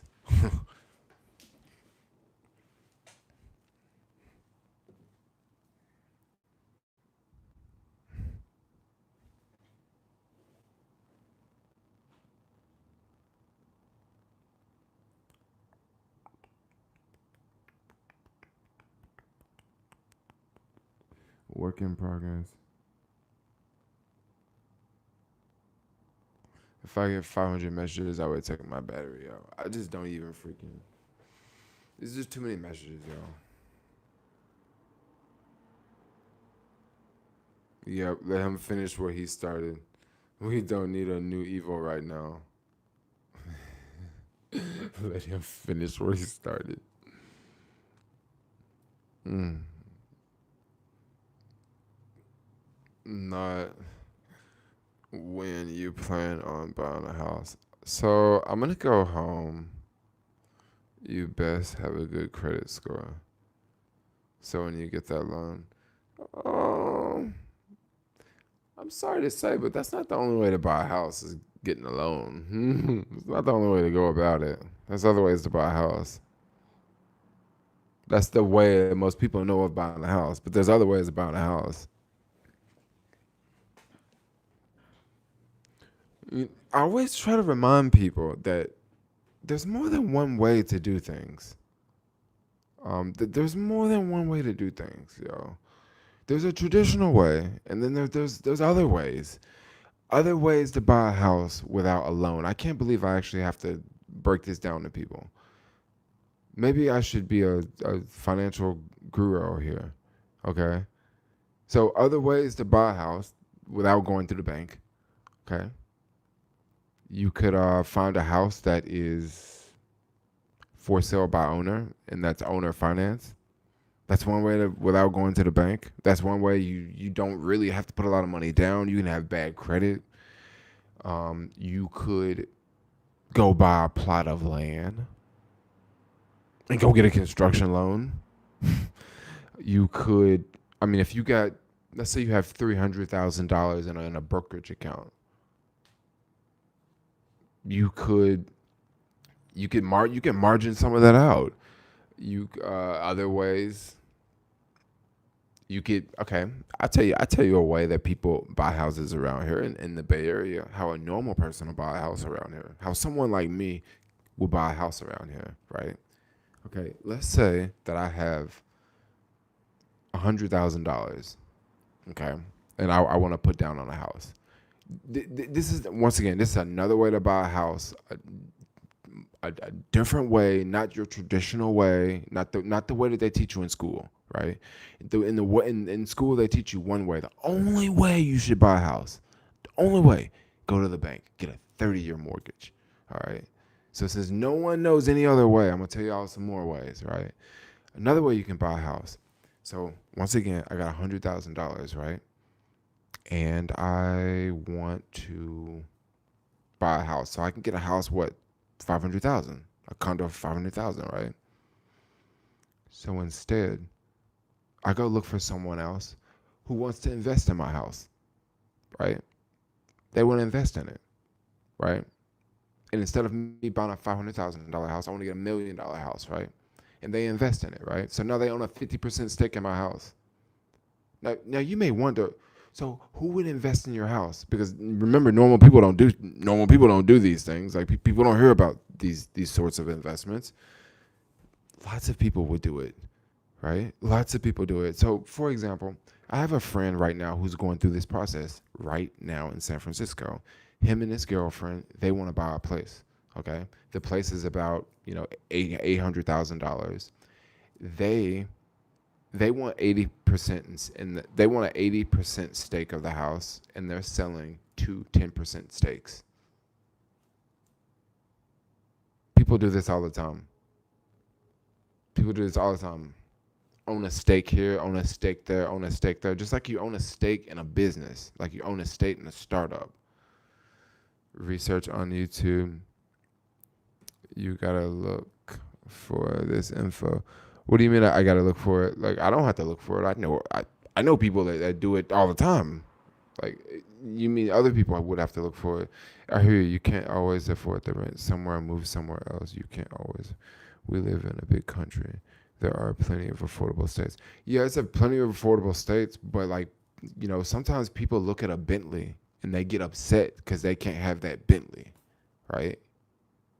And I'm like, I'm just gonna go ahead and say this: San Francisco is a motherfucking, it's a Bentley.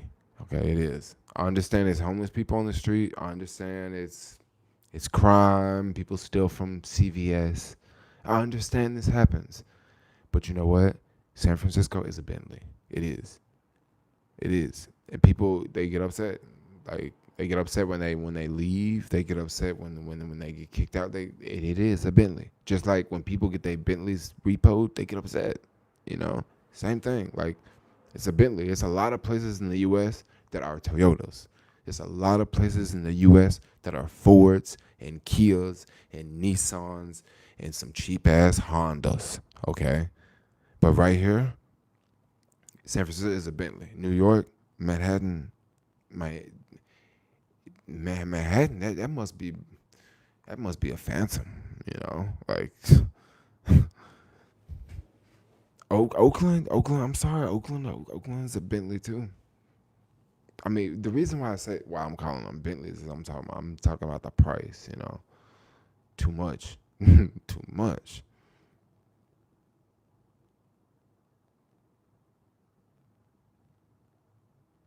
That's a long time. I'm 22 and the plans to get a house before I'm 30. Man, you can get a house in 1 to 2 years if you really wanted to. I mean, I guess it really depends on what part of the country you in too. But yeah, you can. Oakland is boring to me. Oakland. I miss that. I miss First Fridays in Oakland, yo. First Fridays was fun. I ain't seen no First Friday in ages. Cause I remember in January, like I was trying to go to First Friday, but it was cold. And that was before the whole COVID thing hit.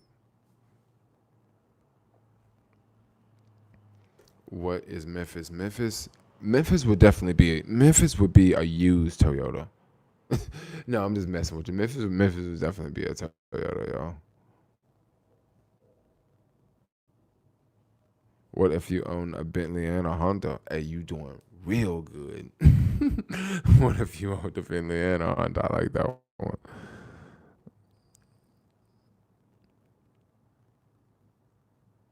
I'm a beach man. Memphis is a caddy.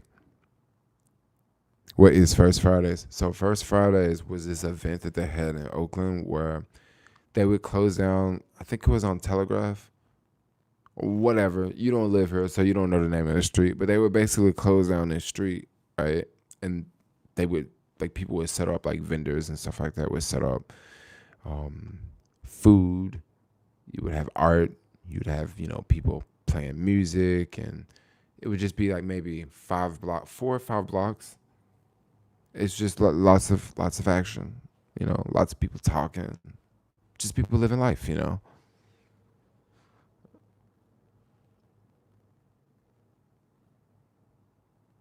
Be careful when crossing the street or skateboarding though. Yeah, in Oakland for sure. Solely Vegan's a good spot. They freaking charge you a $3 pickup fee though. I don't like that, yo. Like I'm coming to your restaurant and I gotta pay you extra $3 to pick the food up. That's why I can't, man. They be pissing me off for them delivery fees, yo. I'd be like, for real, y'all gotta hit me with a delivery fee, and I'm like freaking picking the food up. It just pissed me off, man. I'm sorry, but like I totally love to support small business, but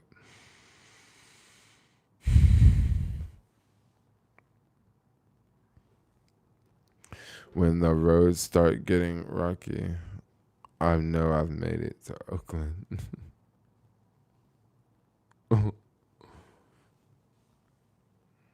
Pandemic fees seem necessary, but I push away from service.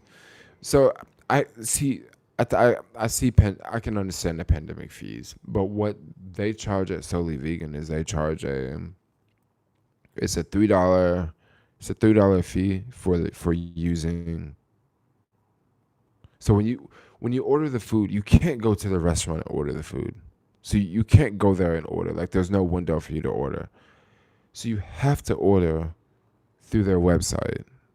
So when you go to their website, they have like, okay, basically they got some website, and then their website has like this link thing that when you go to this link thing, then you can like click on your food order. But then that link thing is a service, right? It's a service, and the company has to pay to use that service, but they charge you $3 whenever you use the service.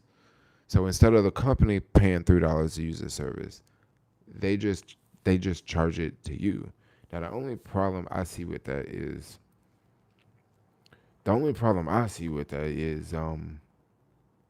it costs you $3 for every order. Like it literally costs you $3 for every order, yo. Like this service is charging your customers $3. Like I don't even think Uber charges that much. Like for real, I don't even think Uber charges that much. Like it's just it's just annoying. You know what I mean? It's just like I don't want to give you my money. Like the food is like I'm already gonna spend $30 on lunch. Like it's not a cheap restaurant. You know, I'm already gonna spend $30 on a plate, on just a plate of food. And once again, like I'm gonna travel all the way to Oakland. Like it's good food. Don't get me wrong. $3 at the ATM.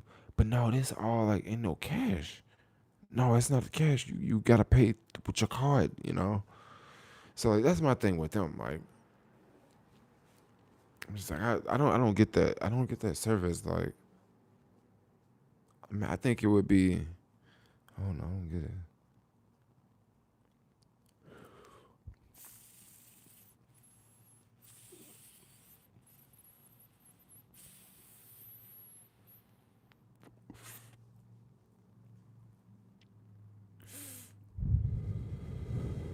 You can buy a nice house in Cleveland in a good neighborhood for less than 150,000. That's Memphis. Yo, that's Memphis too. That you can buy a really nice house for 150,000. But you know what? I really want to. I really want to build a house. Like I really, really want to build a house. Like I really do. I think I've talked about this. Yeah.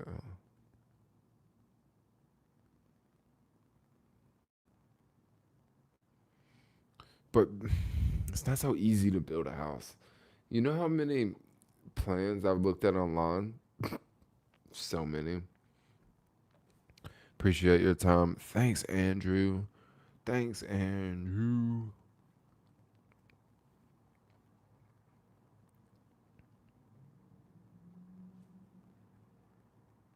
Karma, open your window. Are you one of my roommates? My window's open. How many bedrooms and bath? Okay, so this is what I've looked at. I've looked at two different houses, two different setups, okay? Two different price points. The first house would be would these houses are for Memphis, right? For my hometown, because like I'm from there, I'm familiar with the area. Land's really cheap, construction cost really cheap, right? So I'm thinking if I want to build somewhere, let's build at home, right? So the first house, I would show y'all these houses, but they're actually on my iPad, and I'm live streaming this on my iPad. That's the camera I'm using, and I'm using the mic with the iPad, so I can't show it to you. But the first house is this house that is. We can see you again. You can see me from outside, really.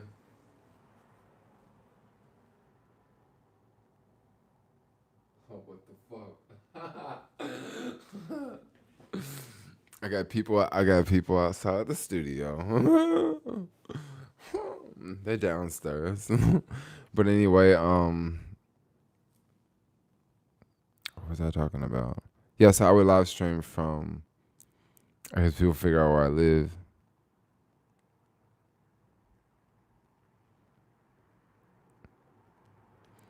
I got fans. I mean, I did show where I live in a freaking video. That like 2 videos ago, I showed where I live, but you don't know which windows. Of course, I don't live there, y'all.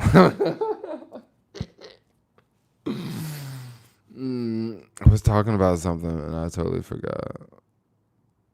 Oh, so the house I want to build. So like, okay, basically, the smaller house would be it's like a 3 bedroom, 2 bath house, 2 car garage. Very, very basic for the most part. Nothing fancy. This was a modern setup, by the way. It had large windows, large glass windows. You know, kind of the whole California West Coast style a little bit, but it actually didn't look too contemporary. It would be a house that could fit in Memphis very well. You know, that one would cost less than 150,000 a bill. Less than 150,000 a bill. You know what I would do is I would make it more expensive because I would do things like they would probably put like basic windows in the house. I would want more expensive windows.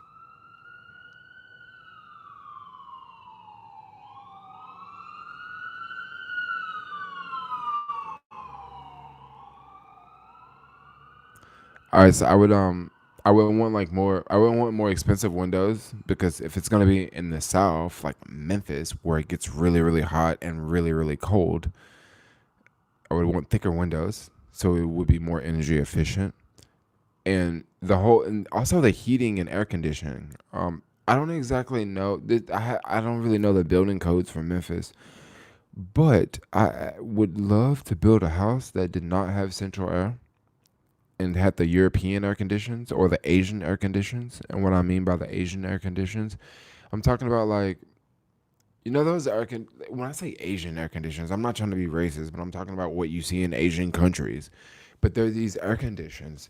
They're like these long white air conditions. Anybody outside the US knows what I'm talking about. But they're these long white air conditions and like they're on the top and they usually they're like one per room. These air conditions are extremely quiet. Like they literally make no noise. I think that's really cool. The only problem with those are you're gonna need a bunch of them, you know. But the cool thing about that is you can just heat or cool the rooms in the house that you need to heat or cool. Yeah, they're like 1,700. Well, how much is a HVAC system for a house? It's got to be a lot more than 1,700. But they're expensive, but they're also very energy efficient. So yeah, they are expensive, but it's gonna save you on that utility bill too. They're also called mini split unit lots. Our grower uses them. Oh, get the key card too. So I'm not so big on the Yeah, it's cheaper than Central Air. Yeah, cause Central Air, but see, I don't know about the building codes because I believe a lot of The only reason I would guess why we don't see more of those air conditions in America is because of the building codes. The building codes. I believe that the building codes would specify that it has to have an HVAC system. Just because like that's just like the building codes in California is it has to be earthquake proof up to whatever it is, depending on wherever you build. So that's why I think it's like that.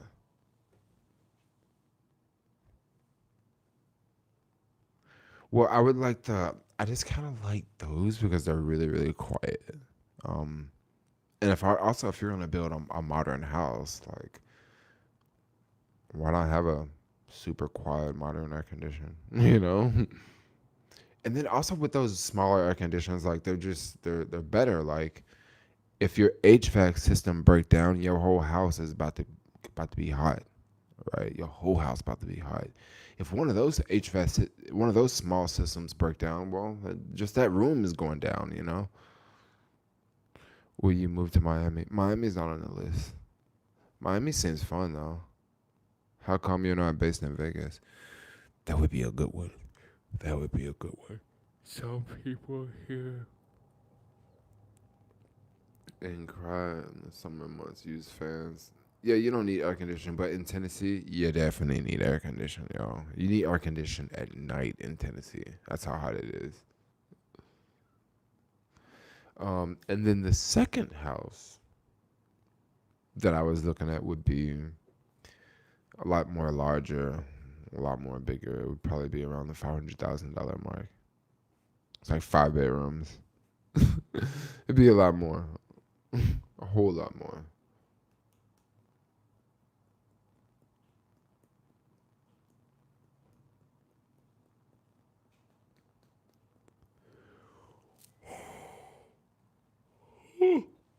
We're almost at 2 hours. I'm yawning. Mm.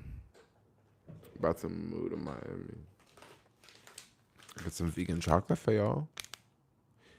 Vegan chocolate.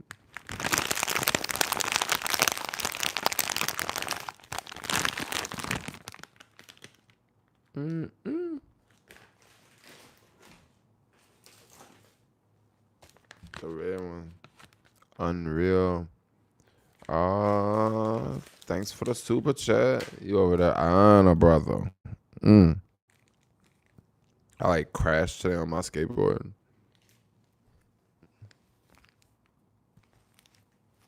I was filming when I crashed too, so I got that shit on camera. It's crazy because when I crashed on the skateboard, the camera did this. Yo, I came in the house, started streaming, didn't even take my jacket off. The camera landed like this.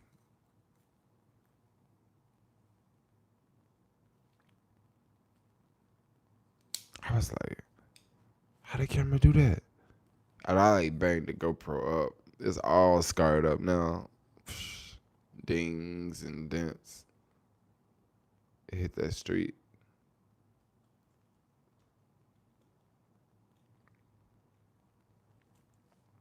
How come you don't ride your bike anymore? Because I hurt my wrist. Anna Star, you live in LA? Are you Anna Star that I did a collab with in LA? You live in LA? Did we meet at VidCon? 40-mile range board. The only problem with that is, yeah, you can go 40 miles, but like when you pick that thing up, it's gonna be heavy.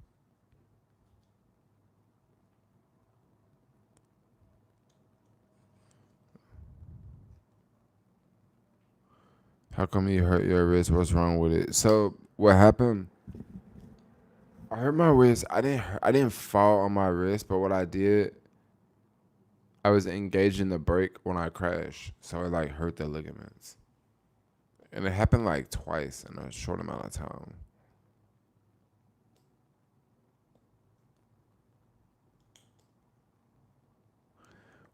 Why ring control is bad? Well, y'all want to go back to ring control. So like, okay, another thing about ring control. Think about this scenario, yo. Like for real, I can talk about ring control all day, yo. But I'm gonna tell you what's really messed up by rent control, yo. What's really messed up by rent control is this: 10 years ago, you moved to a spot, right? You pay $1,000 a month in rent. You make $4,000 a month on your job. Okay, you pay $1,000 a month in rent, so you living good, right? Now all of a sudden, 10 years go by. You make $4,000 a month, and you you still paying $1,000 a month, right? But remember, 10 years ago, you would go down to Starbucks, and the coffee would cost you $1. But now you go down to Starbucks, and the coffee costs you $3. But yet you make like $4,000 now, But then now you go down to a little Asian spot, and before you could get you get you some fried rice with a little bit of egg, little bit of pork fat, you know, some hog mog from a little Asian spot. You would get that. You used to pay $4.99, yo. You used to get off work, you'd be happy, yo. $4.99, you about to get you some good food. Now that shit costs about $25 for takeout on Uber Eats, right? So like, yet you still making like $4,000. Your rent 1,000, but like all of your expenses and went up so much. Like all of your other expenses, like you used to go to the cleaners and drop your little cheap suit off, and they used to do it for one price, but now it costs 4 times the price because ain't nobody wearing suits no more. So you know what I mean? Like rent control will not keep you fresh. That's what it's gonna do. It's gonna keep you stuck in that time frame, It's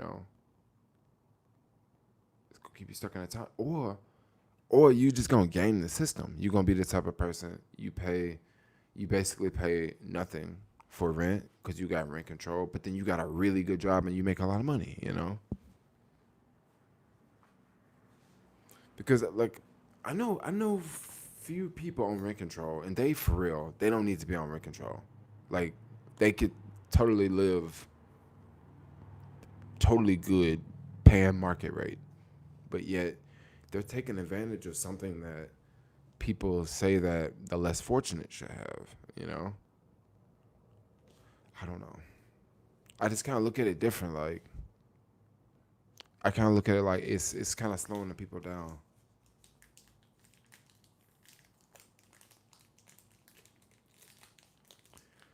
Well, the thing is, like, I mean, I don't know what to say about those families, yo. Like, I understand, but maybe you didn't hear the other things I was talking about rent control. Like, I know I sound like a horrible person, but it's back to the whole Bentley and the Toyota thing. It's back to the Model Plaid S. It's not necessarily gentrification because if, once again, if you a landlord and you got someone that has been living here for 20 years and you can't you can't raise the rent. You can't raise the rent, right? But 20 years ago it cost you one price to fix the elevator. But now it costs you way more to fix that elevator, right? It cost way back then. It was cheaper for you to pay for the garbage. It was cheaper for you to pay for the water. It was cheaper for you to hire someone to fix the roof. But now you have all these people living here, and you can't raise the rent, and you need to fix the roof. But like you can't get you the landlord, and everybody hates you because you charge people to live there. But you in a situation where like you like, well, I'm not making money off of this, so how can I need to fix the roof, like I don't know. I don't see nobody answering this question in the live stream because see, ain't nobody ain't got shit to say about that. Nobody. Everybody like, well, yeah, it is the landlord's fault. I should live here for 30 years. I should live here all my life, and you guys should pay for everything. I live on the top floor. That elevator should work every day. Like, it should work every day. The floor. You guys should paint you guys should paint the walls every month. In some of these new buildings, no joke, they paint the walls every month, yo. Like bullshit, you not. They paint the walls every month. But in these old buildings in the TL, you can tell. I'm gonna tell y'all the places that are the worst. That are the worst. SROs. Some of these SROs, when you walk in, they smell like not all SROs, not all of them, but some of them. If you have made a delivery to one, you know exactly what I'm talking about. It's usually some people that run them, and they usually cooking. And you'll walk in there and you be like, damn, you gonna you gonna smell their food. They food gonna stink. But even on top of that, the building just gonna stink, yo. Like you're gonna be like, God damn. Like I don't know what smell worse, the food or the shit in the building, right? I'm telling y'all, them joints the worst. hmm They be the worst, and you can tell they ain't did nothing. Like they ain't did, let a window break. Let a window break. You think they gonna put some glass up there? Hell no, they gonna put some wood up there, yo. That's why you don't know a SRO. Because before, back in the day, the door used to be a glass door. But guess what? When someone got down there and got drunk and took a brick and smashed the door because the people got pissed off and locked them out, guess what they did? They put some wood up there. Yo. So now when you walk in front of it, you don't even see it with your eyes because it's covered up. That's how they all are, cause they don't do nothing. They don't take care of them places, because they charging so little money. They charging so little money. Like a SRO is an extreme. It's an extreme example. It's a very extreme example. Like I do not see landlords doing it like SROs, because I don't think landlords can go that low. And I think the city would like step in if landlords really start to do like the SROs do. You know, is it the projects? It's not the projects, but I would say it's beyond the projects, bro. Because I've seen some projects. Some of these SROs, like, and anyone can stay there. Some of them cost like $300 a week to stay there. Like bullshit, $300 a week to stay there. SRO is no, so it is there's no so SRO is single room occupancy. So what happens is the SRO is it's not like a hostel. It's like you get a single room. It's a bunch of they may have maybe 20 rooms, 30 rooms. They may have a shared kitchen. Some don't have a shared kitchen. And the whole thing is you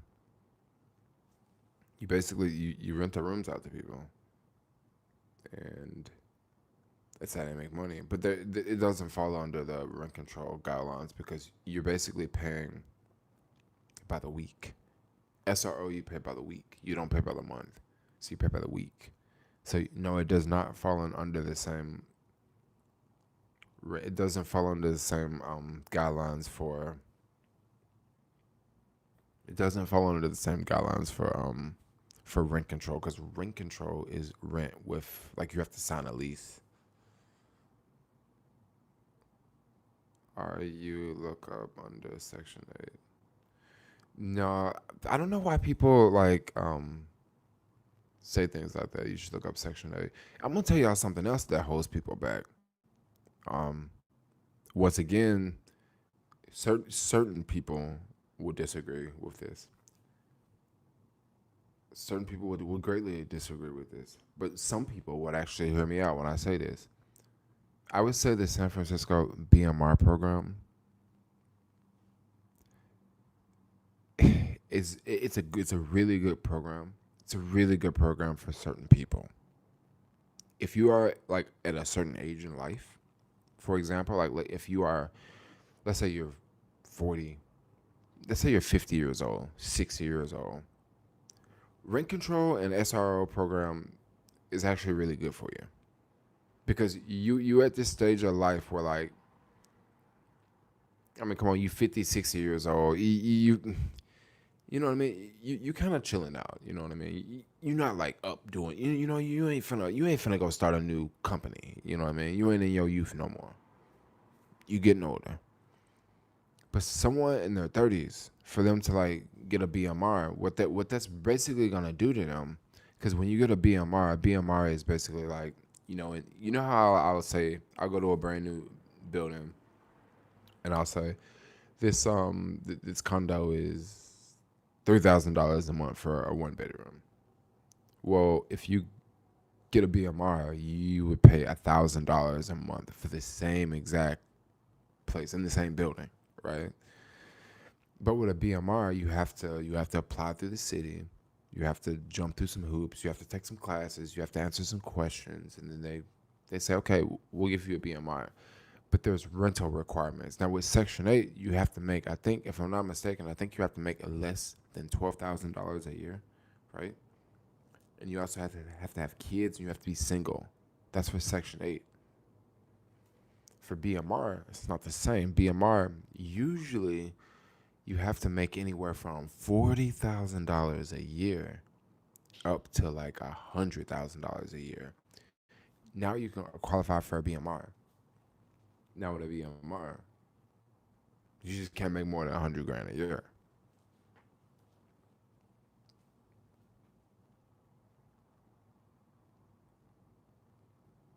So BMR, there's two. There's the BMR rental. There's also the BMR buyers. So you can actually buy a place. Now the thing about buying a BMR, you know, I would actually buying a BMR would be the perfect candidate for me. Like I think I would be a really good candidate for buying a BMR in the city. I think I could be a really good candidate because I would fall under that price range. But the reason why I'm not so hyped up about buying a BMR in SF are the when you buy a BMR, see when you pay rent for a BMR, you just pay rent and that's it. When you buy a BMR, you have to pay like taxes. You also have to pay HOH fee. And this is one reason why I'm not so into buying a BMR because you when you buy a BMR, you have to find BMRs that are for sale. They're basically all condos, um, because they don't sell below market houses in the city. No, they don't do that, but they'll sell you a below market rental, and it's the association fees that'll eat you up because they do have BMRs in buildings that association fees aren't that high. It's a maybe it's a building that just have an elevator and there's no doorman, and if it's that type of building, BMR is gonna be super cheap. But if it's a building with a doorman, if it's a full service building, psh, HOH fee is gonna be $700 a month, and it's like $700 a month. Like, god dang.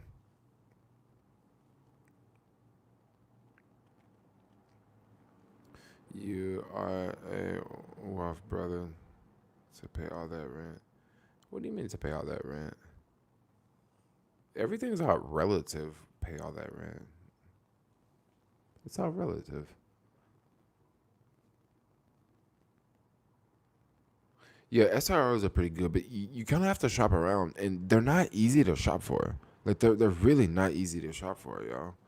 I think they purposely make it that way so people won't come outside of the city and like easily live in BMRs. Like, why are they so hard to find?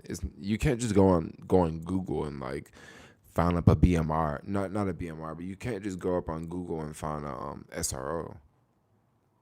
Like they're just like not there. I mean, go Google it. I mean, if you could believe me, I probably would have made videos talking about them a long time ago. But like, they just don't exist. Like, it's the type of thing that like you have to know people in the city and like they know where they are. And then, like, I'm telling you, they're all over the city, and you walk by them all the time, and you just don't even pay them any attention.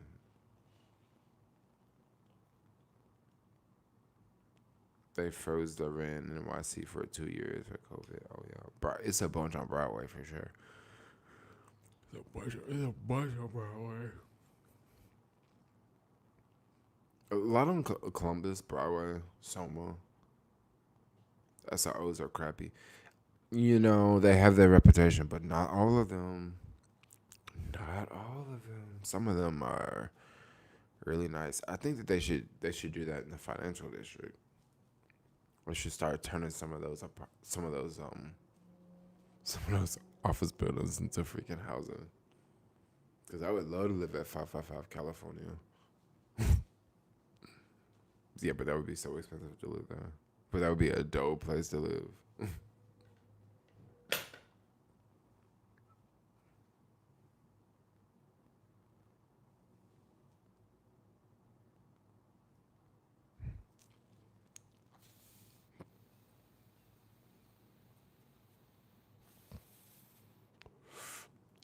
How I travel and pay that high rent.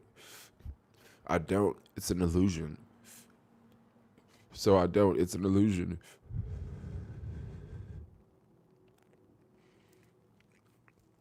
So usually what I would do is just leave the country and not pay rent.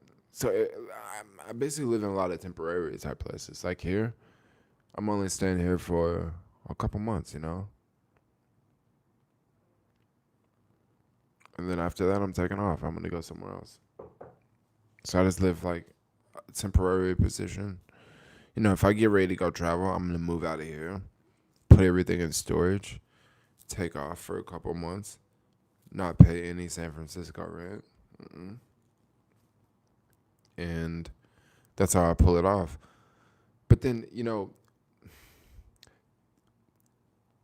a lot of people don't know that. So, like, people think that, like, maybe people think I'm balling because they're like, yo, you live in San Francisco and you travel all the time. So maybe people really think that, like I have a place and I pay for it and then I'm always gone. That would be a whole different thing. Like, that'd be really expensive, yes.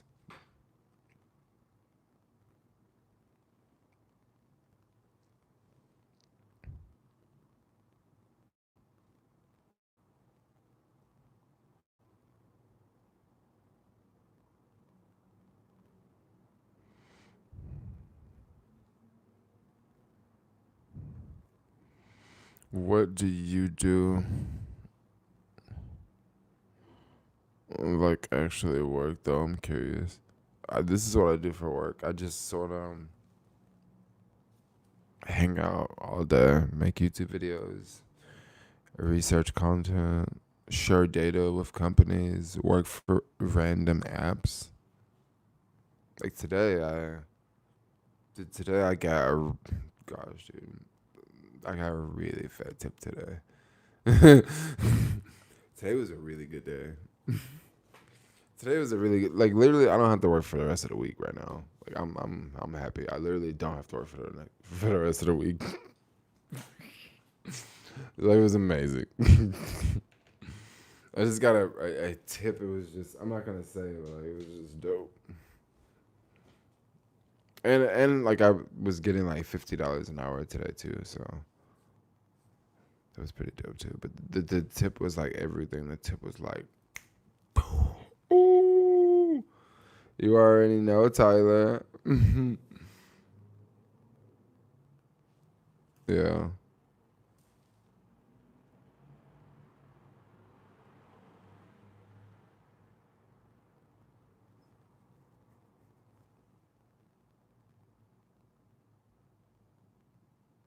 nice tips.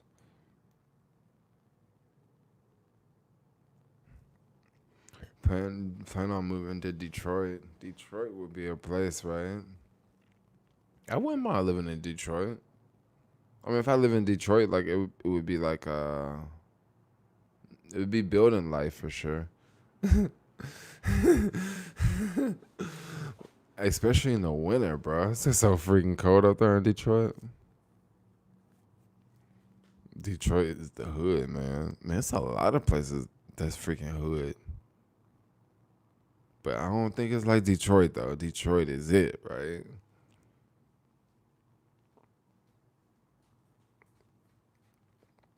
Someone said earlier Macedonia is open for tourism. Yes, Macedonia is open for tourism. I think I'm just gonna chill with y'all. Like it's fun just hanging out on live stream. Especially when you got a good microphone, you know? They can hear you really good. I was supposed to make story time. And then I was gonna do a Robin Hood video. Like that's what I was gonna do after I was leaving that TaskRabbit job today. I was gonna go and make a Robin Hood video, start a podcast. So I was thinking about starting a podcast, but like honestly, I don't know what to start a podcast about. I would love to start a podcast, but like, what do I do? Just talk about random stuff, like because I basically already got a podcast with YouTube.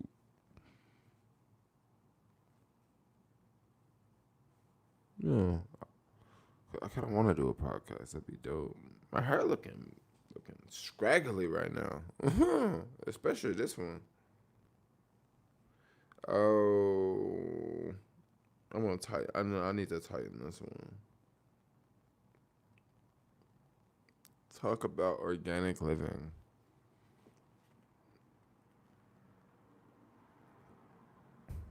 Still building up mine. 3 hours. I mean, let's go 3 hours, right?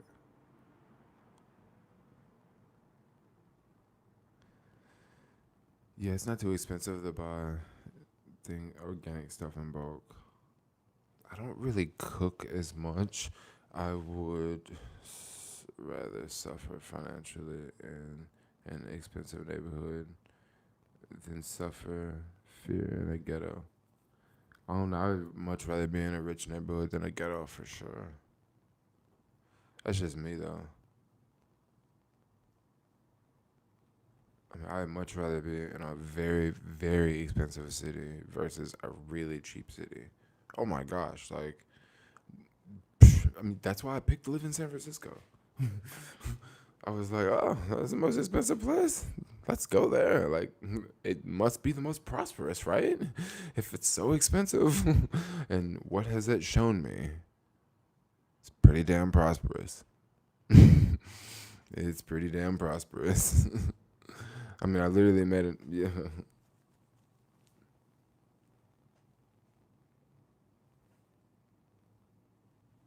Sometimes you make more money.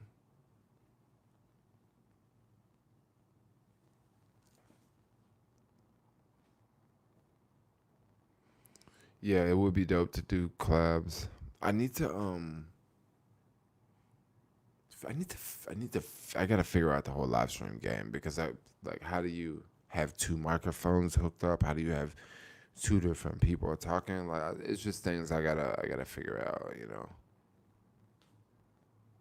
And then how do you do like me here live streaming and then you over there? Like I guess that it would be a Zoom call. You're lucky living in SF, Jermaine. I am like I'm in a very interesting like position like like I kind of like people make me feel guilty, you know. They're like, "Oh, you live in SF and like you get to do this and like I have kids and like I can't do this and you can do this and you don't have this." You know, but then at the same time, I don't know, I'm just like I'm kind of in a situation where I have a lot of options. I have a lot of options, put it like that. Like and I understand a lot of people don't. So, yeah, you know, I don't know what to say about it. Like, yeah, talk about the travels.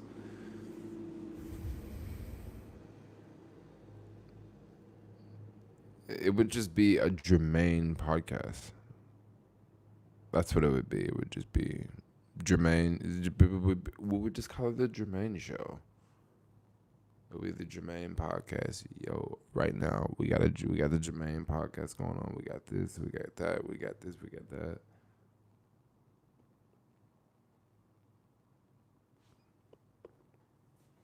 Start hanging with Logan Paul.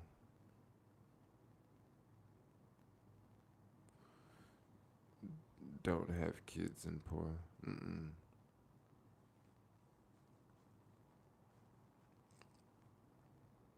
Plus, no kids is living life to the fullest. No kids is living life to the fullest.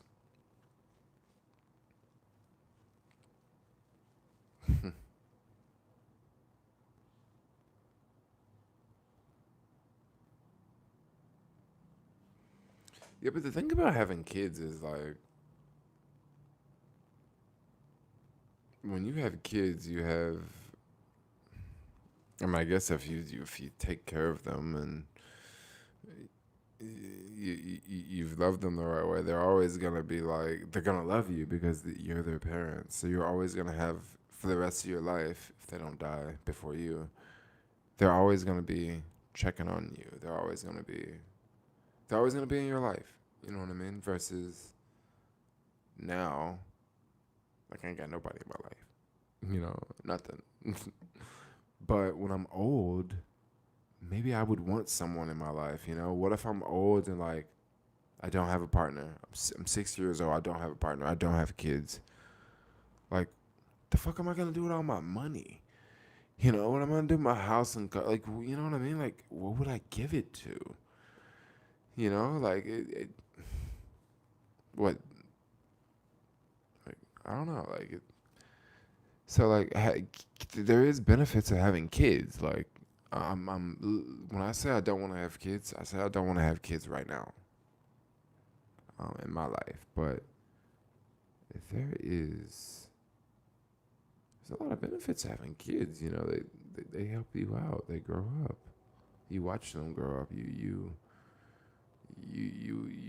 teach them things. Like I'm about to cry here almost. Yes, make sure you are financially stable. I hope you, but it can be a nightmare. Well, you're saying that now, but when your kid is 18, when your kid's 25, and you know you're looking at your kid, he's 25 years old and he's moved away and he's living his own life. You're gonna be very proud. You're gonna be very, very proud. Do you have people who gave you new skateboards to try? Yeah, I've had a bunch of companies give me skateboards.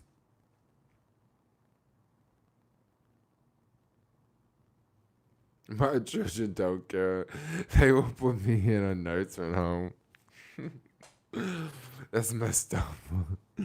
That's messed up, yo. Nursing homes are expensive too, aren't they? Aren't nursing homes like $100 a day? Like, wouldn't it be just cheaper to leave mom at home? Like, god dang, $100 a day. That's like 3 grand a month.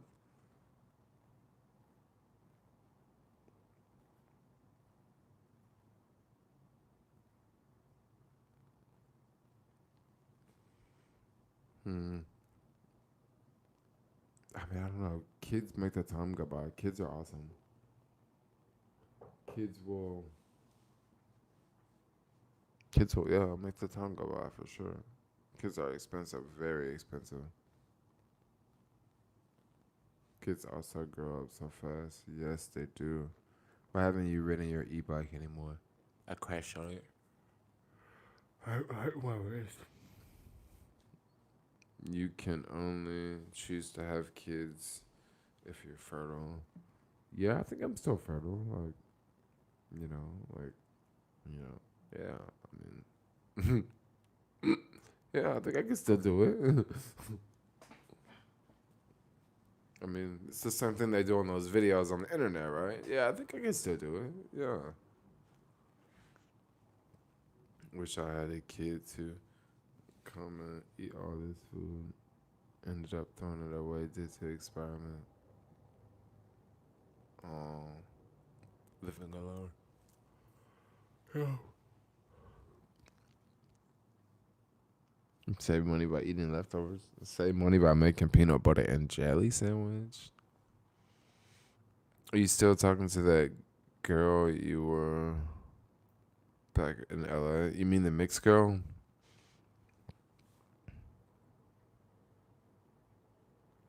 So you're right about OSROs. If I'm a resident at a SRO and you ain't lying. If it wasn't for the convenience of walking to work, I would have been living here. Yep.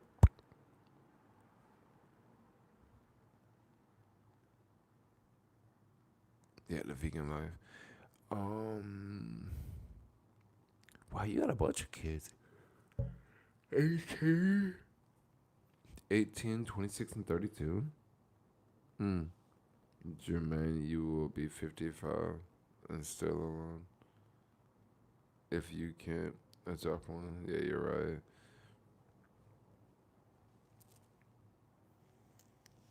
Many residents are being. Many of the SROs are being bought by developers because they're in great locations. Oh, really? They're buying up SROs. They are in great locations. They're in the best locations, yo.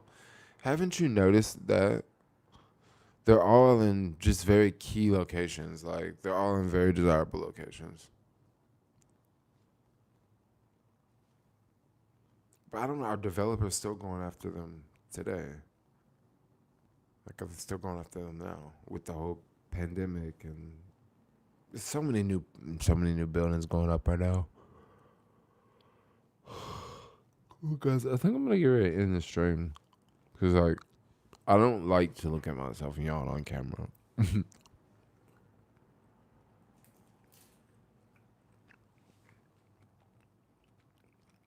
And this chocolate is unreal. I think I'm gonna go like smoke some weed and watch some stock market videos.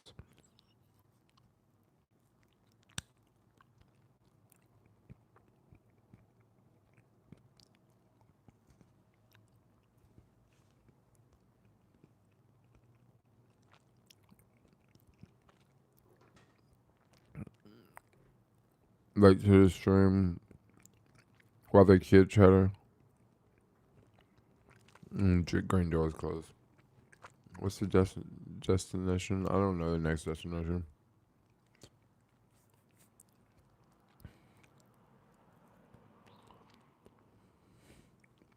What time is it there? Mm. I'm like tired now.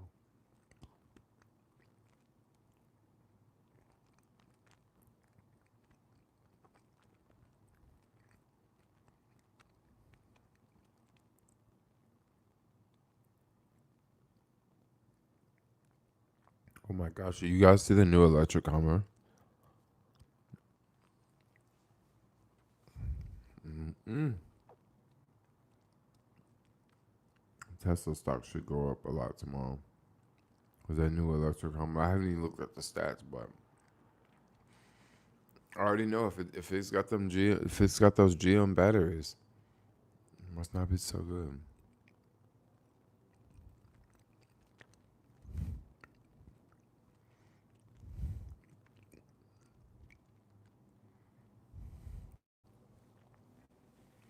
Ozzy, do you visit NYC often? I don't, but who knows? Like, if the Rona thing comes down, like, I think I'm gonna be moving around more. I don't know. I don't know what I'm gonna do. I'm so like lost and confused right now. You need to teach me the stock market basics. I can't wait to get OT. Get to Tennessee after you visit family. Yeah, the stock market is good. Are you an environmentalist? Um, I don't exactly know if I'm an environmentalist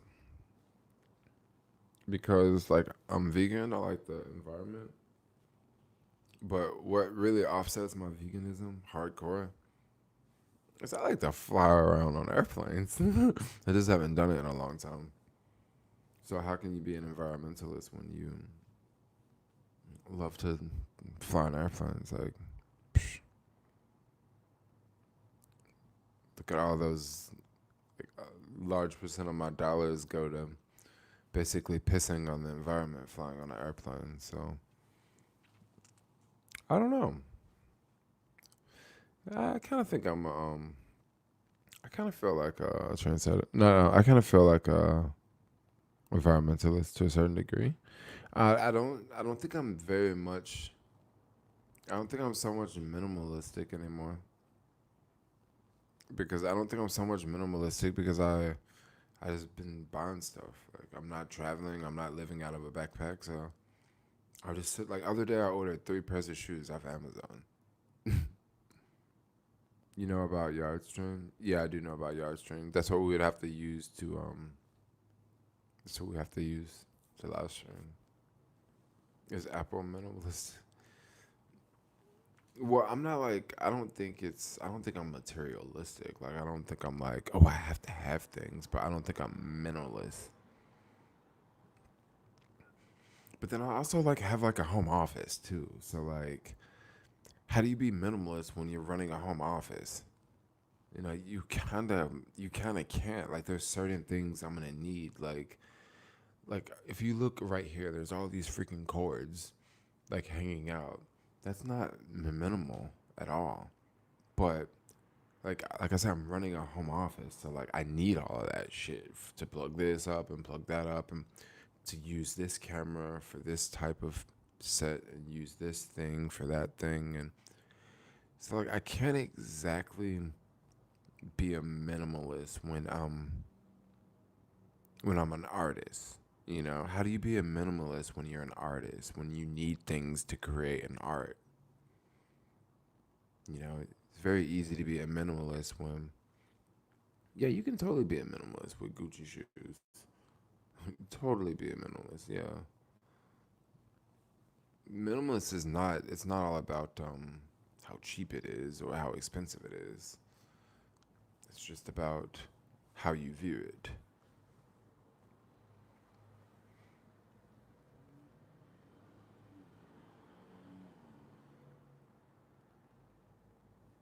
I saw your video. Oh, regular mayonnaise on a vegan sandwich. What happened to the organic? Oh yeah, well, I I have vegan ketchup and vegan mustard. I don't really mess with the vegan mayo. I don't know what video you're talking about because I have like a lot of videos, like 2,000 videos on YouTube.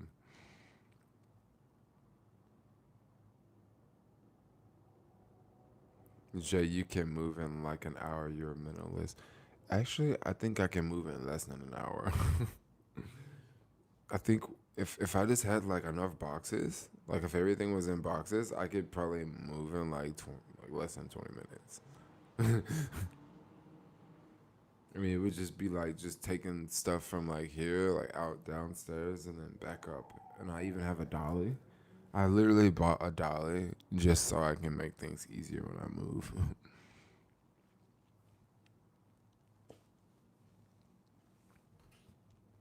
I haven't been drinking much water in this live stream.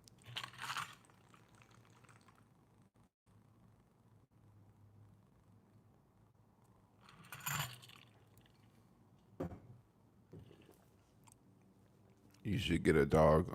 Why would I get a dog in the city? Like, why would I do that? Like, why would I put that freaking dog through complete torture? Jermaine, what is the best way to start self employment? The best way or the easiest way? I would say, man, the best way to do something like start cutting grass or start raking leaves. Get you a business raking leaves. Like if you live in like the South, like Atlanta, Georgia, Memphis, get you a job raking leaves. You go knock on people's doors, say, hey, I'll rake your yard for $100. And they give you the money, and then you go rake their leaves. You put them in bags and stuff. Man, you can make bank, yo. Man, you be driving a Cadillac real fast, and then you know what? And then it'll be springtime, and the leaves won't be falling anymore. So you gonna have to come up with another hustle. So you gonna have to start cutting grass. Yeah. So yeah, that's another hustle, yo. You can walk dogs. Yes, you can walk dogs. You can be a dog walker, yo. Let me.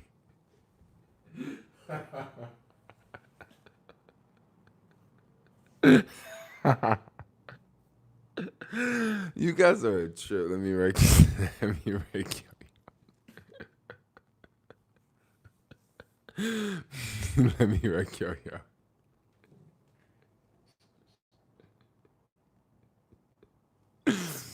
You guys are a freaking trip, yo.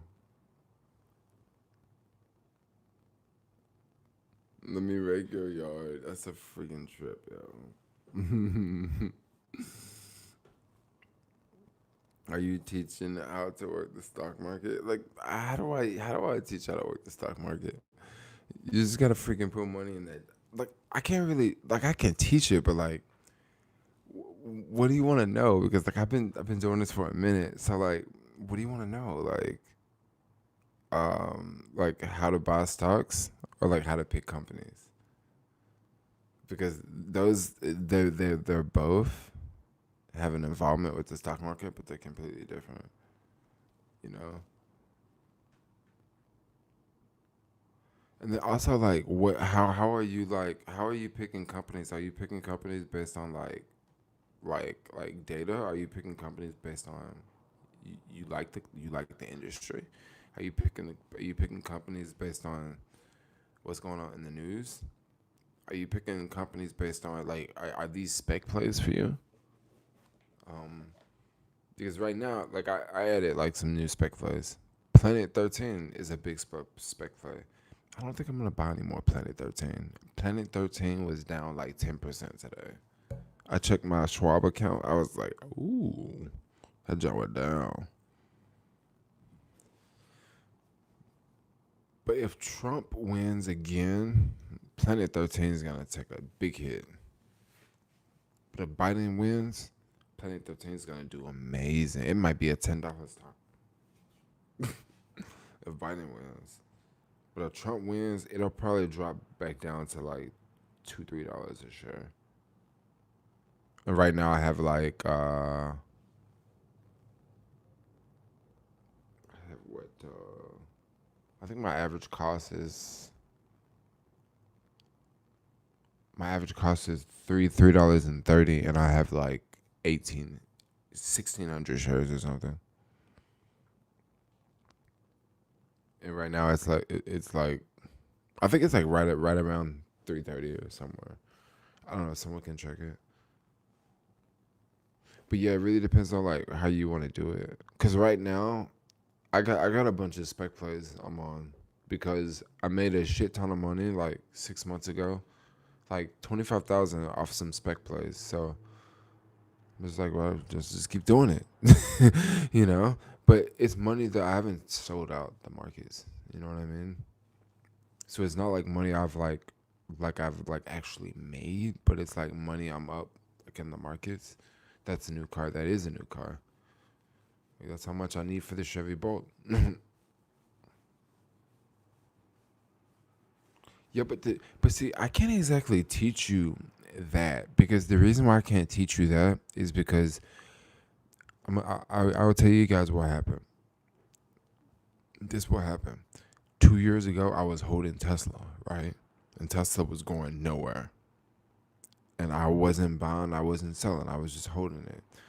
And then all of a sudden, a year, no, what, 9 months ago, Tesla started to go up. And Tesla started to go up like crazy. And I was working, and I remember Tesla was at like $330, right? And then all of a sudden, Tesla was at 600, no, 400, 500, 600. When Tesla hit 500, when I was holding at 300 for so long, under 300 for so long, when I saw Tesla hit 500, I was just like, dude, I'm not buying anymore. Like, I'm just happy that like I'm in the money on this one. Like, I'm just happy I'm in the money just a little bit on this one, right? So I'm like, just whatever, like it's cool. And then guess what happened? It just kept going up. 600, 700, 800, 900, 1,000. Once it hit 1,000, I'm just like, there's just no way I can buy it now. So that basically forced me to put money somewhere else. Because if it wouldn't have went up so fast, if it would have stayed at 500, I would have just started right back to buying Tesla like crazy. I would have just started right back. But when it went from 500 to 1,000, I was just like, well, I don't want to buy it at 1,000 because what if it goes back down to 500? So this is when I started to make all these spec plays. This is when I was like, okay, Blink charging. What do they do? Oh yeah, they have charging locations all over the country. I really believe in Tesla, right? I really believe in Tesla. However, Tesla doesn't use Blink charging. So why would Blink charging go up just because Tesla's going up? My guess was young people aren't going to be able to afford Tesla, so they're going to be buying other stocks in the EV space. So I bought Blink. I think I have like 700 shares of Blink, and I got like about I think I have maybe 500 shares of Arcimoto, and both of these I'm up like 300% on. Well, Arcimoto maybe I'm up like 100, like 200%, but like Blink, like up well over 300% on. And this was like a spec play for me. Like this is one of those ones where I was like, look, I'm just gonna like I'm just gonna put like a couple $1,000 over here because I can't buy Tesla. You know, guess what? I'm like up on that big. And now I don't want to buy any more stocks in the EV space. The reason why I don't want to buy any more stocks in the EV space is if you okay if I don't want to buy any more stocks in the EV space because they've all have went up so much. This is something to pay attention to. This is something to pay attention to. So like when you go look at all these stocks, they're up 300%, 200%, 700% for the year. I mean, who's to say they can't keep going up? But also, let's be realistic here. Like, stocks don't typically go up 300% in a year. Like, they don't. Like that. Something's weird going on here. Like something ain't right. Like I don't get it. So that's why I'm like looking at other companies. Looking at other companies that don't have a reliance on China as much either as the companies I'm looking at. I feel like I'm just talking to myself right now.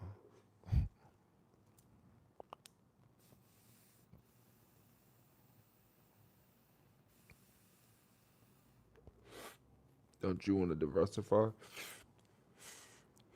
Diversify. Um, so a couple things I'm gonna try to diversify. I'm gonna try to buy more blue chip. Well, not exactly blue chip, but more older companies. Older companies I want to get is Walmart. Is one I see that is a little bit more secure. Either AT&T or Verizon. One of these diversifies in crypto. Uh, Not really holding any crypto right now. Where is the crypto market? Let's check the crypto market. I just lost so much money in the crypto, y'all. Like I lost so much money in crypto, dude. Like you guys have no idea how much money I lost in crypto. Like I made like basically if like, all the money I made in crypto, I lost that shit. Like basically. So that's why I'm like not so big on crypto.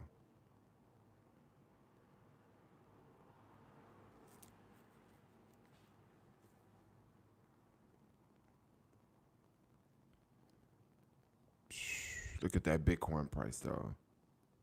Look at that Bitcoin price, dude.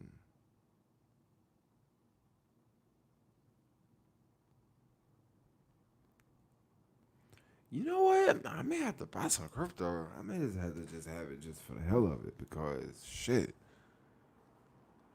I would love to have a whole Bitcoin, but they cost too much. $12,000. I mean, maybe if it was 10,000.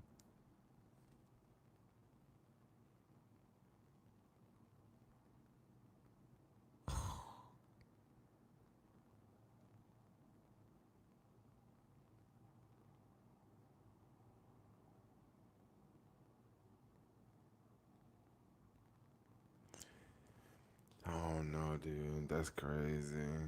That is crazy.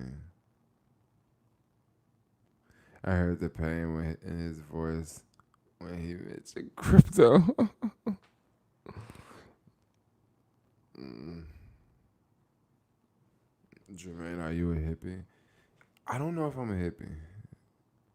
I don't think I'm a hippie because I like Gucci and I really want to buy a Rolex. I don't know no hippies that like Gucci and want to buy a Rolex. Mm-mm.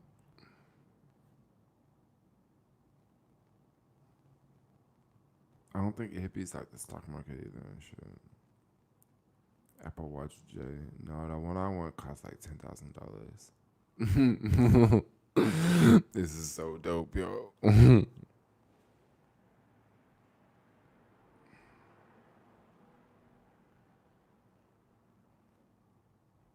guess it depends on where I am. I can be more hippie in other places. It really depends. Apartment on his wrist. Okay, Barlow. Bro, you still caviar? No. Caviar is dead. It had a funeral. I'm still freaking live. It's so bad.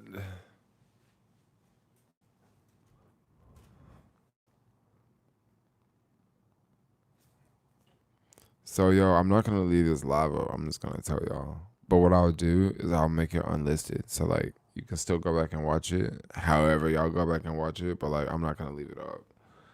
The reason why I don't want to leave it up, how much money you make now just from YouTube. I don't make that much just from YouTube. I think like 2,000 or something. Just from, but that's not that much from YouTube. I make more from I make more from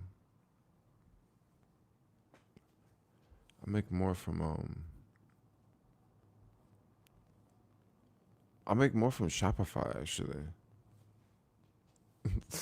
I don't want to say that, but like, yeah, I make more from Shopify. Shopify is pretty cool, yo.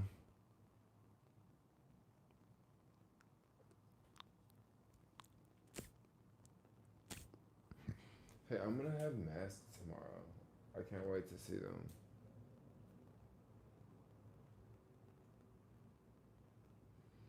Yeah, but if you guys think that, believe me, I don't know. Maybe I could tell you. You know, sometimes you can tell people something, and just because you tell someone something doesn't necessarily mean that they can go do it. You know what I mean? Just like you can give someone a tool, and just because you give them a tool, and this is the tool that can do the work, that doesn't mean that they know how to use the tool to do the work. You know? Imagine investing in Shopify in 2015. Yeah, but there's a lot of stock. I mean, but honestly, Tesla did the same exact thing. Like Tesla did the same thing.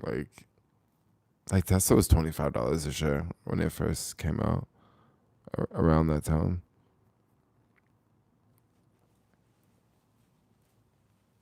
Jay is getting late for me. Gotta get up in the morning for the stock market. All right, I'll see you. I'm just still live streaming.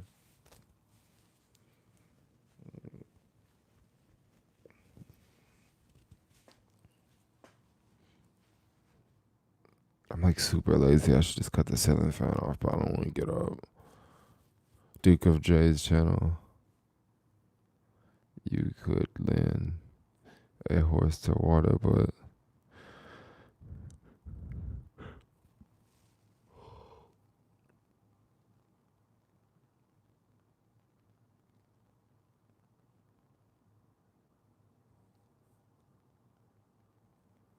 keep streaming. You said you don't gotta work like the rest of the week. I guess I could keep streaming. I mean, I'm still gonna work tomorrow for sure. Still gonna work tomorrow.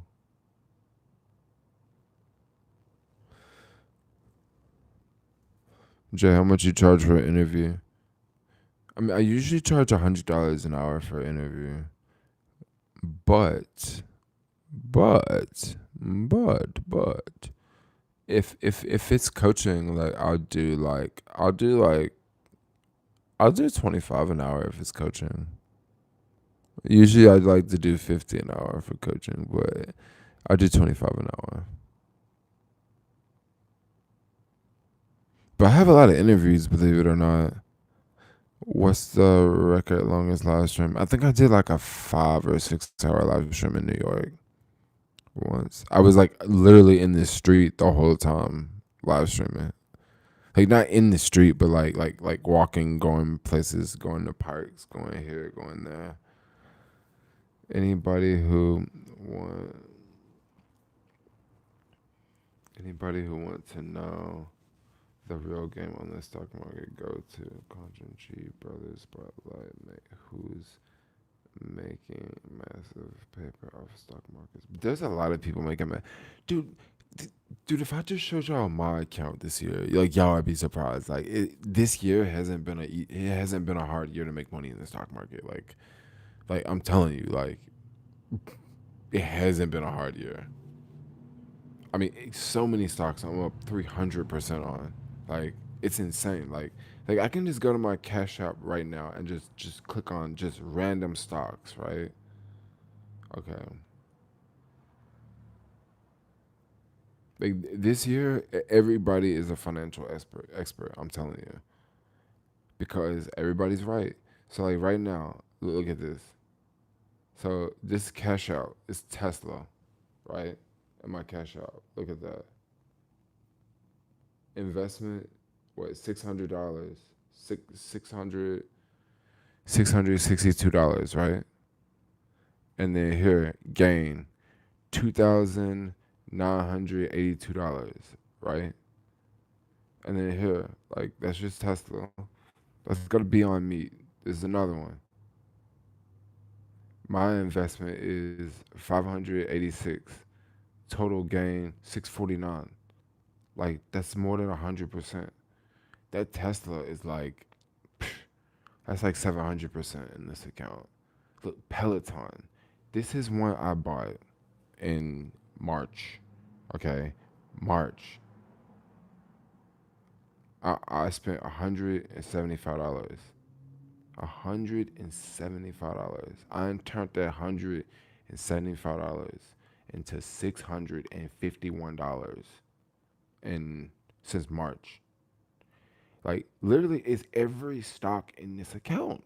Like no joke. Like I can keep going on and on, but look, I ain't trying to bore y'all because um, it's literally like so many accounts, yo. Like I go to Webull. Okay, we go to Webull account. It's same shit. Like, thank you, Fed. You just gotta have assets. That's what it all. That's what it all boils down to. You gotta have assets. You gotta have stocks or real estate. See, if you got real estate, you could have got the mortgage forbearance. Like literally the mortgage forbearance. Imagine if you had 100.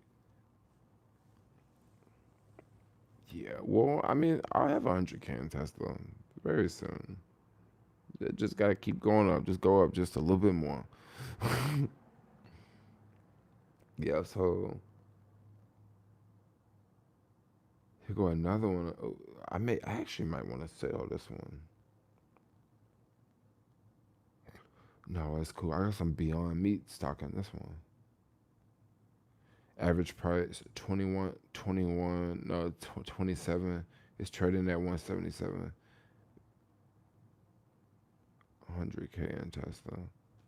100K in Tesla. That's not that bad. Save some money for post election. So I got some more. I got some more money. I think soon. Send me your email so we can bill. Yeah, my email is. It should be in the description. Imagine owning Zoom. Actually, Peloton has went pretty close to what Peloton has been pretty close to what Zoom has. Peloton is up 500 and it's up 525% for the year. If I'm not mistaken, I think Zoom was up about that too. Let's go check out Zoom really fast. Zoom for the year is actually up a lot more than that. It's up 765 times. So yeah, Zoom did dwarf, but what is Tesla up for the year? So Tesla's up 728%. So actually, Zoom outperformed Tesla for the year. Do you think people should invest in Africa? I think people should, but I don't exactly know how they should. Because honestly, I'm not really for, you know, Westerners or black people from America going to Africa and just buying up land. Because if you think about it, if black people from America go up and buy land, that means that's land that Africans can't buy. So is that really the right thing? Is that so? I don't exactly know how to invest in Africa. I mean, I guess you would like invest in businesses like infrastructure, right? You know, so because I would love to go to South Africa. I would love to move to South Africa, yo. I mean, I could easily get a condo for like $60,000 in a cool place. But that would mean that, that's some South African probably couldn't have that condo, you know? And then me, I would just come in and just, probably just like buy it and not even be there. And maybe if a South African actually, got that condo, maybe he would contribute to the neighborhood because he would actually live there. Versus me, I would just buy it and just be here or be somewhere else in the world, you know. And then that place is just sitting there and no one's using it, no one's is enjoying it. And I can say, oh yeah, I got a place in South Africa, but actually it would benefit someone living there way more. It would benefit the community way more. It would benefit everything way more. And just buy a Tesla and start on these fools.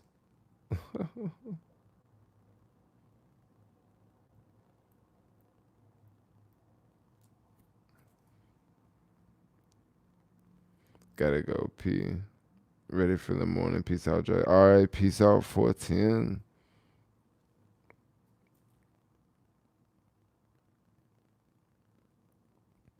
You've been looking at South Africa as well. But you know what, though? You also could do this. You don't necessarily have to buy anything. You can just have the money that you would buy something. You can just have that money in investments, okay? Okay, so like you can just have that money in investments. So instead of me buying that place in South Africa for $60,000, I can just have $60,000 in the markets, right? And as long as the markets are doing good, let's say if I want to go to South Africa and I want to stay in a place cool like that, well, remember I didn't buy that place for $60,000, but I have the $60,000 in the market. So now I'm gonna go to South Africa for a month and I want to stay there for a month. Well, guess what? You take a little bit from that $60,000 and you go stay at a really nice house for a month. And then meanwhile, you got the rest of that $60,000 in the market working for you. That's kind of how I see it too.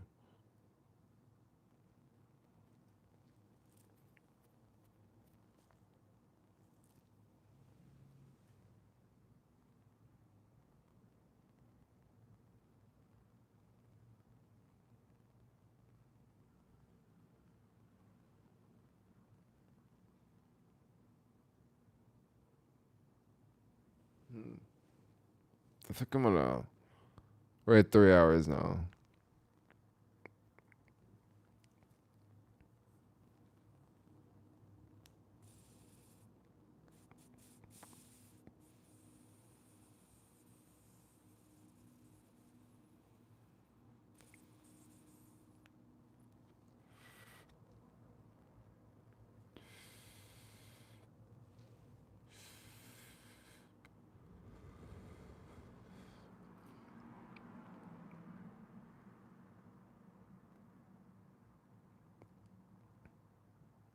You found a new apartment. I haven't found a new apartment. I don't know.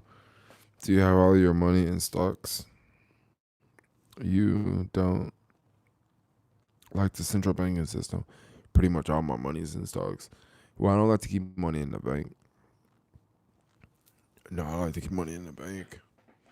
Like for a minute, for like a couple, for like I don't know, for like I want to say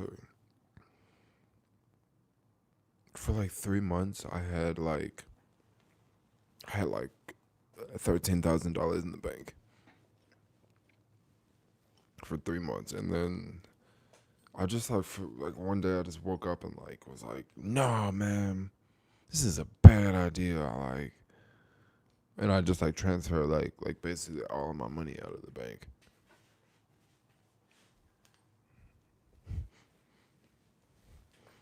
But I do want to eventually get into real estate. Like I definitely want to get into real estate.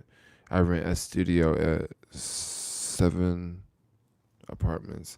Oh, you live there. You live on 7th Street.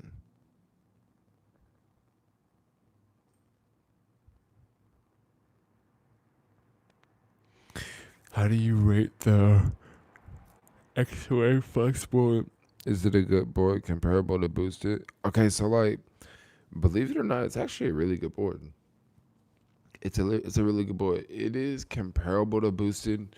Um, I mean, it's a good one, but like, there's a couple things that like I've noticed. The one thing you really gotta watch out for.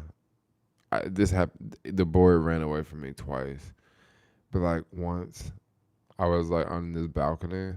Well, no, not this balcony, but like I was on like this upper deck area, and I had the board on, right? And when I had the board on, I with the remote, with the booster remote, the other remote's way over there. I'm not gonna go get it. But with the booster remote, you have this switch, and you also have the trigger. So if you just have this in your hand, if you hit this, the board's not gonna go anywhere. If you hit this, the board's not gonna go anywhere. You actually have to hit them both at the same time for it to go somewhere. But with that X-Way board, it doesn't have this the the trigger. So since it doesn't have this, if you have just a controller in your hand, any touch is gonna send that board going places. And I was on top of this thing, and the board flew off, and it got this ding in the front because it didn't have the dead switch. So I was like, crap, I just got to get used to. I just have to get used to the remote. Like, yeah, no dead switch, no dead man switch, right? But for someone who doesn't ride on an electric skateboard and who is not used to the dead switch, they're not gonna know any difference. They're not gonna know any difference. Um, but for me, like this happened to me twice, and then once I ran into a subscriber. She was trying to take a photo with me, and the board ran out into the traffic. So I was just like, crap, yo, I gotta get used to it. That's how the Wild Girl boards are. Oh, it's the same way. You gotta get used to that shit. So that I mean, it's cool, but I like the features, yo. The app, you got a lot of control over the board with the app. Like it's pretty cool. The acceleration is not as fast as boosted. It's not as fast.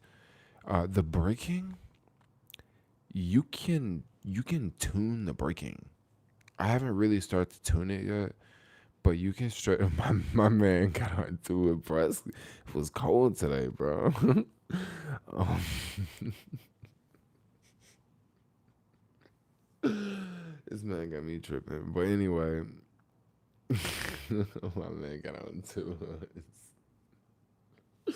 And I got the window open. So anyway, yeah, the boy was like, it's.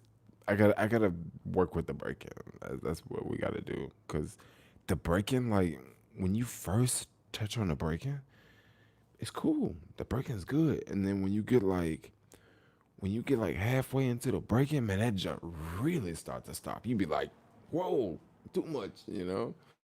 So I gotta like toy with the app because I'm talking about, man, that breaking is gonna have you stopping, bro. You're gonna be like, whoa, that's too much, too much, too much. Like, can we tone this down? And then you have this motion of like you be braking, you hit the brake, you braking normal, and then you feel it really start to break on you.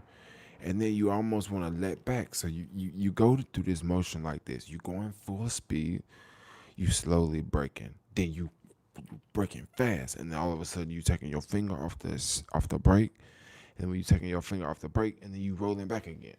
So your body just doing this. Ooh, ooh, ooh, whoa, man, you riding that thing basically. Yeah, it's a good ride. It's a good ride. Skating is not easy. Skating is it's okay, but well, electric skate talk is a whole nother language too. So we're talking about controllers and wheels and all that. But the wheels feel really good. Definitely gonna stick to driving.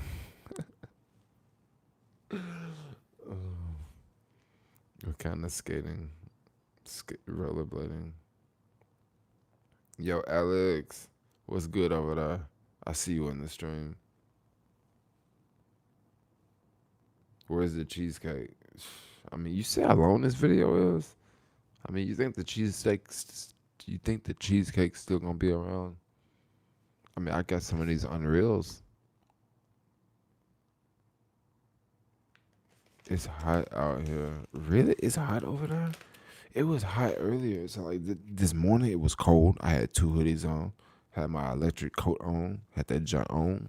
Had it hot, right? And then yeah, these reels they're like $5. You get 10 in a bag. You can't wait for the 12. So I had the coat on, cold, and then it got real hot, and then now it's cold again. So we just had 2 3 seasons in one day, basically. We had winter, and then it was spring, and then it was freaking summer, and then fall came, and then now it's back winter again, like all in the same day, like back to back to back. And so you got to get the new Unreals, Alex. The new Unreals, they put it on the bottom.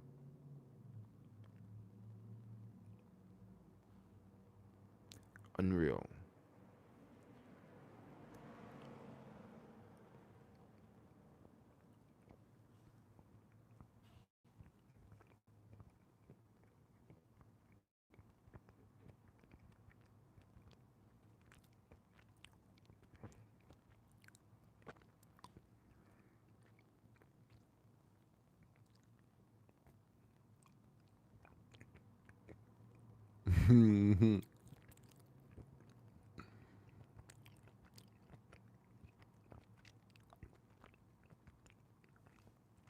Hey, so y'all, I tell y'all tonight. Tonight, I was skateboarding, and I was skateboarding in front of the strip club, and they were open. hmm They were open, yo.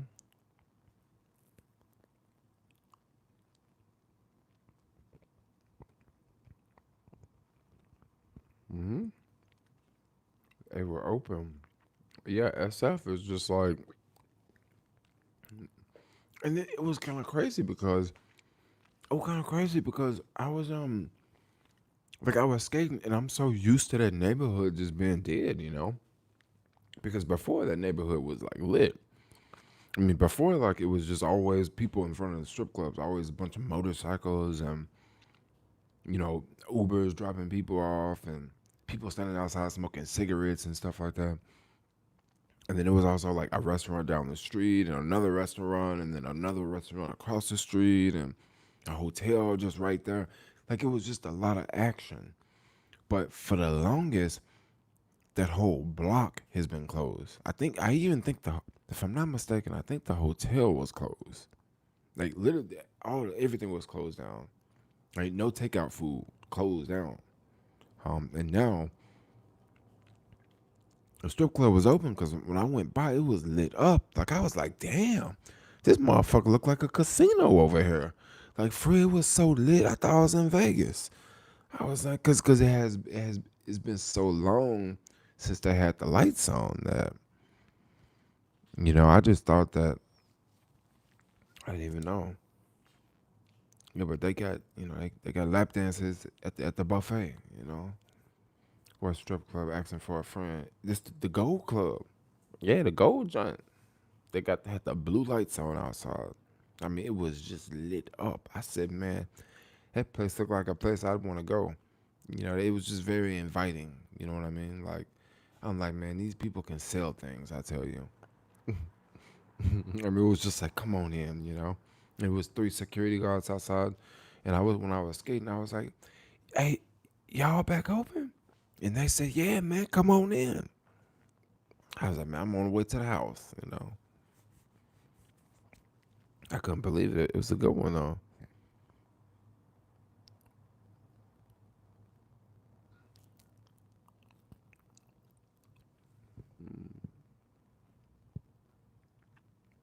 Waiting on the rest of the P videos. The rest of the P videos? What do you mean?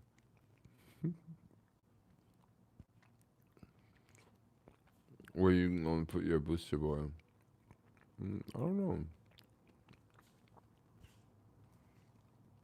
Jermaine, thanks for your videos. I looked and snatched a deal at Trinity. Well, 1,000. Whoa,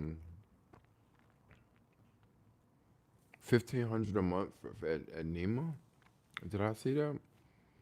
Also, Nima has a studio for 14.99 and offered me 12 months free leasing on one of their units. Wow, really? Because I checked Nima online, and their studios were expensive. They offer you one for 1,500. I would love to live at Nima. I love Nima so much, but when Nima was new, none of those other buildings were even built. So when Nima was new back then, Nima was hot shit. But now, I look at Nima kind of like, I mean, I compared to the new ones because like it's 10 years old. But back then it was like brand new. And just like the brand new buildings today, in 10 years, I'm just gonna be like, yeah, but we got these other new buildings. You know what I mean? Nemo, I'm gonna check Nemo. 1,500 a month at Nemo would be good. That's a really good deal.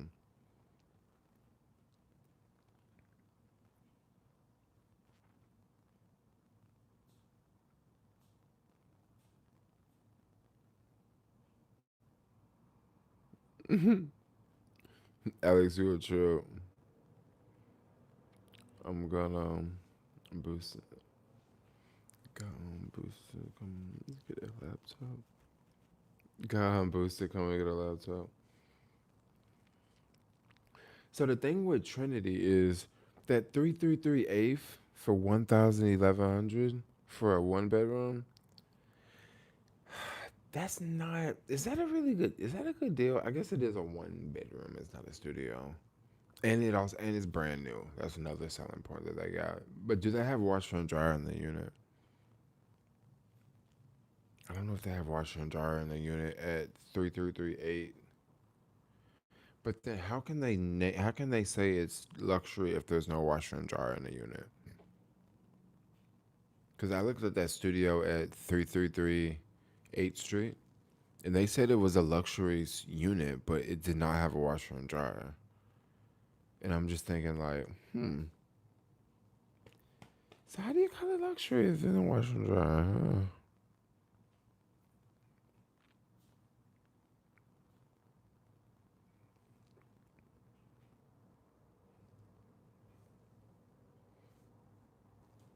Yeah, they have a laundry room on every floor. So that's a thing that all of the Trinity buildings do. That's a thing that they all do. I don't know why they do that. The older one, the ones on Mission, do that too. That's just how they do it there.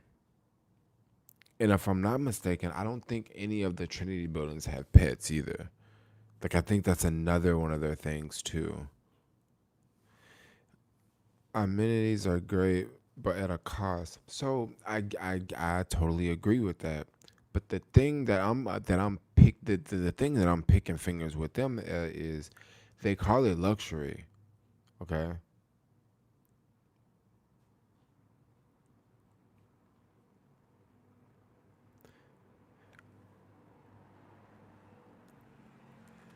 no pets are allowed. Oh yeah, that's another thing with the Trinity buildings.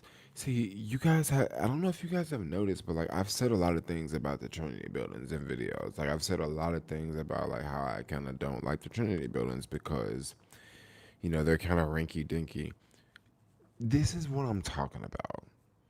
This is what I'm talking about. Now, if you guys know me, you guys know I really don't like pets. Like I really don't like dogs. But that's just something how you can sort of judge a building based on like do they allow pets or not. And that sort of like it sort of ranks a building. Like if a building if a building has pets, like I look at that like it's better. Like if you have a freaking pet, you can have a freaking pet. Like well, I'm not a big fan of having a dog or having a pet living in the city in a building. Like I think that's torture. Now if you have a backyard and your dog can run around in the backyard freely and play in the grass, I think that's cool. Okay, I think that's one thing. But to be in the city and you have a 700 square foot apartment and you have a kid, a dog running around the apartment all the time, like I don't think that's so much. I think a cat's a little bit different because a cat is more like, but then I think a cat's a little bit different, but then it's also better to. So cats want to be outside too, you know. People do want to walk their animals. Yeah, they do, but like that's so messed up for the animal, yo. Like that's so messed up for the animal. Like for the animal for a dog to live in an apartment in the city, and there's like all these noises. There's all these ambulances driving by, scaring the dog. There's freaking the alarm going off in the building. Whenever the freak fire alarm goes off in the building, you just hear dogs barking like crazy, yo. Because you hear humans bark when that thing go off. You literally hear humans bark because that shit is scary. You be sitting back and it's like, man, you better not be doing nothing you ain't supposed to be doing. Cause when that goddamn thing go off, you gonna be like, what the fuck? And this scares the hell out of the animals. Like I'm vegan here, so like I don't know. Like I'm just I don't know. I'm just not a big fan of it. Like I think that it's best that your dogs and your cats have access to outdoors. So your cat can go outside and chase that fucking mouse. You know, that cat can go outside and just kill that rabbit naturally. You know, versus being locked up in the house and You got the cat eating from a silver can on the 30th floor. You know. You know, I feel you. You flexing. You flexing.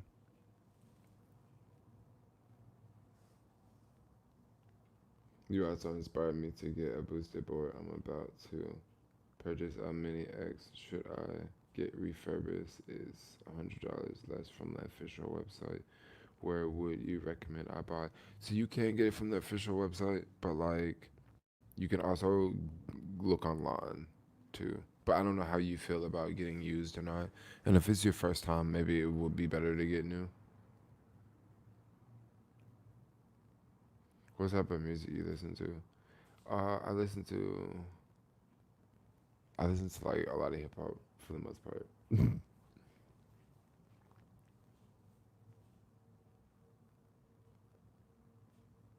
I wouldn't call it luxury if I have to live next to homeless people. Once again, like, how do you put a luxury building in next to tents, right? Like, how do you do that? And then how do you even put the name? How do you even put luxury up there? You know, I got a cat on the 30th floor. Can't go outside naturally. I mean, I guess if you got space up there on the 30th floor, your cat can go outside. I mean, I guess that's cool, but like, your cat ain't gonna be chasing no rats on the 30th floor. Unless you going down to pick up buying them joints and putting them out there so your cat can go catch them. SF don't care about the homeless. I don't know. I think they stopped caring a long time ago. What's a good place to grab something to eat right now in SF at midnight? That's a really good question. It's probably gonna be like a pizza place or some of them Indian restaurants in the TL on Jones Street, like Jones in between Gary and O'Farrell. Yeah, it's lots of. I don't know why there's so many Indian restaurants just on that block. Like it's a bunch. I mean, I don't know. Maybe it's like an Indian guy that owned the real estate and he hooked his friends up. That's what I think. Like, cause I be trying to figure out like why so many Indian restaurants? Cause there be so many Uber drivers over there. Man, the street be blocked off with cars, yo, and that just that one block because there's so many restaurants, so many different restaurants, and people be ordering food. You know.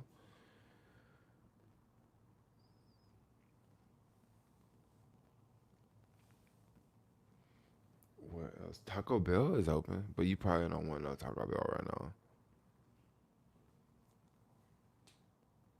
It's dangerous for pets outside in the country as well. I guess so. I guess so. I stopped giving money to homeless people when I saw a dude pull out his iPhone 11 Pro Max asking for Venmo. When I said I didn't have cash on me, I rolled my eyes back and I should have been asking. Have you got vegan pizza in New York? Yeah, it's a vegan pizza in New York. Taco Bell isn't real food. No. Why did they get rid of the Mexican pizza? Was it from some Black Lives Matter stuff? And they said, "Oh, it's racist against Mexican pizza. It's racist against Mexican people." Is that why they got rid of Mexican pizza? Cause that's messed up. Why can't they just change the name? Like change the name and like still have it on the menu. Like they just had to get rid of it. Like their boxes are non-eco friendly for Mexican pizzas. That's why they got rid of it because of the boxes.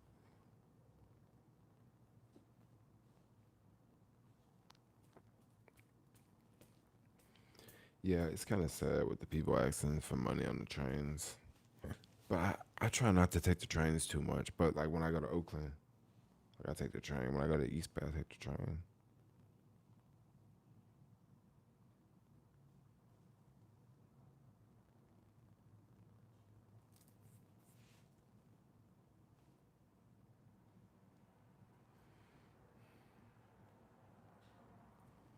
I gave up.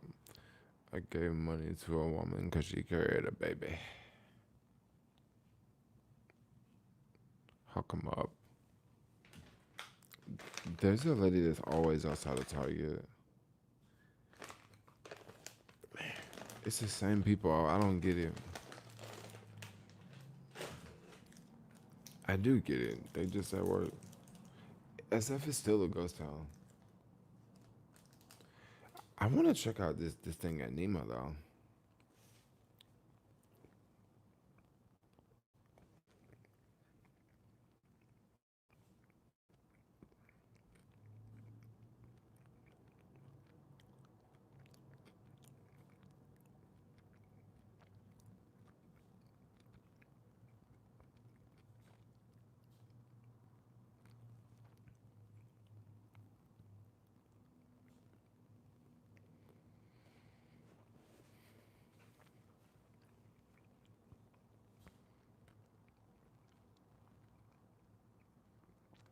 So on lawn it says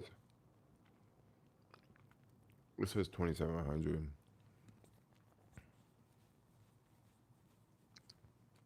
That's way too much.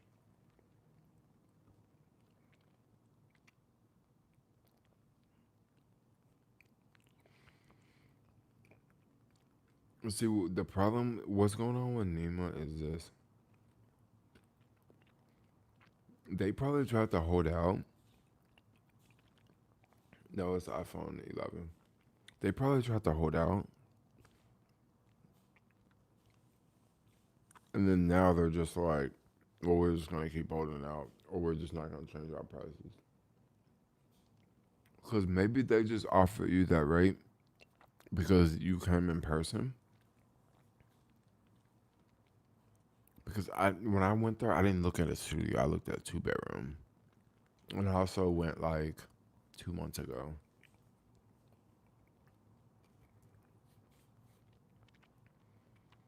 Nima, they must be hurting really bad.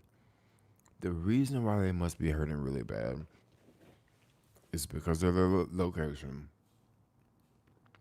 Because of their location, they are in a hot spot. Yeah, they have vegan chocolate. It's called Unreal. And then certified vegan. You can find it at Whole Foods. And let me tell you something. Let me tell y'all something. When I say that this is unreal, it's unreal. Like for real, it's unreal.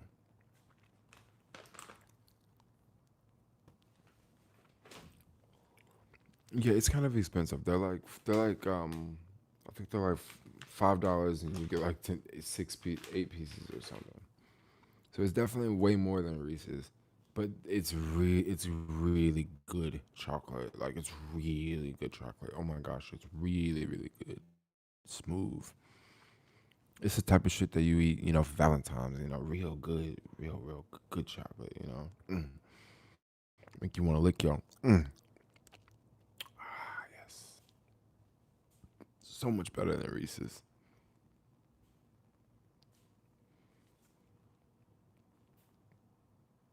Let's see. Let's check Nemo. Let's check the availability.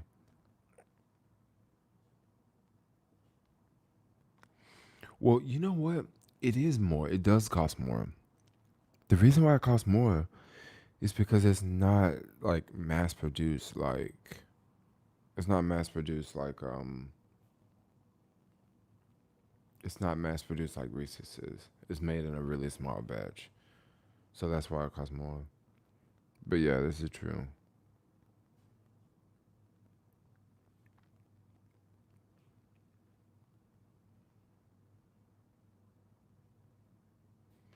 Yeah, Nima. I don't doubt you on that on Nima. But that's so crazy that the prices have fallen that much. And then you know what? Ever since I made that video, since I made that video talking about San Francisco rental prices down 50%, do you guys realize that the prices have fallen even more since I made that video like 4 days ago? The prices have fallen even more, yo. You know, like that video is probably actually hurting it. You know why that video is probably hurting it? That video could very well be bringing down the price. You know why? That video could be bringing down the price. Think about this scenario. Think about if you a landlord and you renting a place, and your place have been sitting there vacant, and you don't really know just how bad it is. Yeah, you know it's bad, but like you don't, you see on TV, oh, rents are down 20%. You see on TV rents are down 20%, but they only say 20%, right? And you're thinking, oh, it's not bad. But then you see my video on YouTube. You see my video on YouTube, and I'm showing people, look, that 20%, yo, that's bullshit. It's 50%. Look right here. Oh, look at this. Look at that. Look at that. Look at this. Now you a landlord. You got places empty, and you're like, wait, it's really this bad? It's really this bad, and they're lying to me on TV? So what are you gonna do as a landlord? You might lower your prices.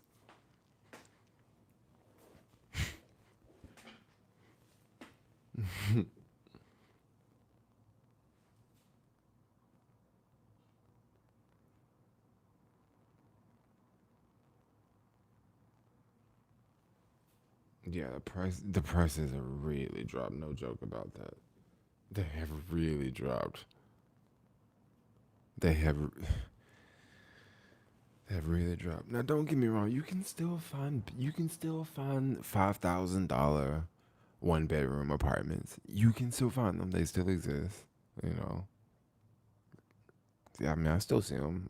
At what 125 first. I saw a one bedroom for $5,000.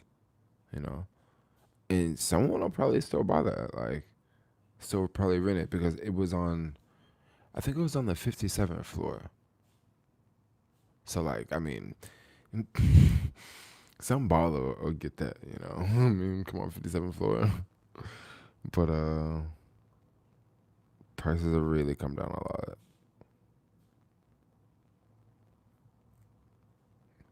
Yep, my manager offered me this apartment, one bedroom price. Mm-hmm. 5K one bedroom.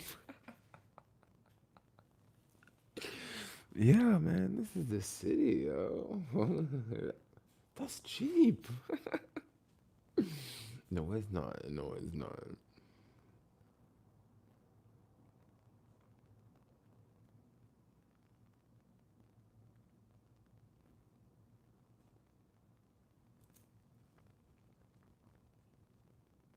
Smaller units in the Mission Bay, like 300, 500.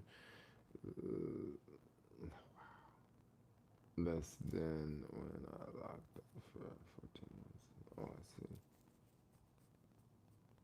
Yeah, that's the thing. That's the problem. No jobs. That's the problem, man. I think it's insane. Like, I really think it is insane. If you would have told me, I think it's insane to see the prices drop so much. Like, I think it's literally insane to see the prices drop so much. Like, it's like, really? Is that things are getting really getting that cheap? Like, I remember before, you would see people waiting outside of buildings. You would see people waiting outside of buildings to go look at the building, and it would be multiple people fighting over apartments because it was just packed. Like, it was so many people. It was so many people living in the city. Like, I remember when it was like that. I remember I remember picking this couple up from Uber, right?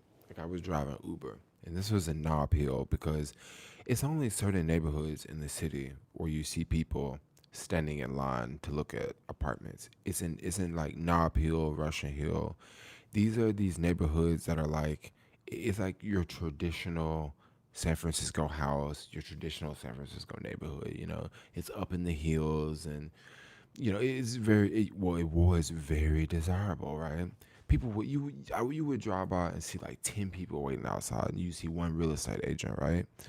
And then I remember once I picked up these people from Uber. The lady was so disappointed. She was so disappointed because she was like, we live in LA and we're trying to move to the city. We just got a job and we're looking for a place, but it's so hard to find a place. And I was like, what do you mean? And she was like, well, like we spent all day on Craigslist and then we'll get like two places and then we'll go to the Times to go see them. And, we think we're the only one going to see the place. And there's like five other people there. And before we can even go inside and look at the place to even see it, someone else in front of us just outbids the price. And I was like, what do you mean they outbid the price? And she was like, well, yeah, well, we were looking at this, this one bedroom for like, $3,000. And the first person said that they would give them $3,200 a month for it. So literally, people were people were paying even higher than the prices that the landlords were asking. Okay, I'm gonna say this one more time. People were paying even higher than the asking price. Like just a couple years ago. Like just a couple years. I mean, people were like, "Look, I give you." The landlord would say, "Okay, it's $3,000 a month," and people would say, "I'll give you 31. Nope, I'll give you 32. No, I'll give you 33. Okay, you get it, 3,300. The landlord just made $300 more dollars, and he didn't even do anything. Like he didn't do nothing. And guess what? Now, all them places right now empty. They're all empty. They're all 1,500.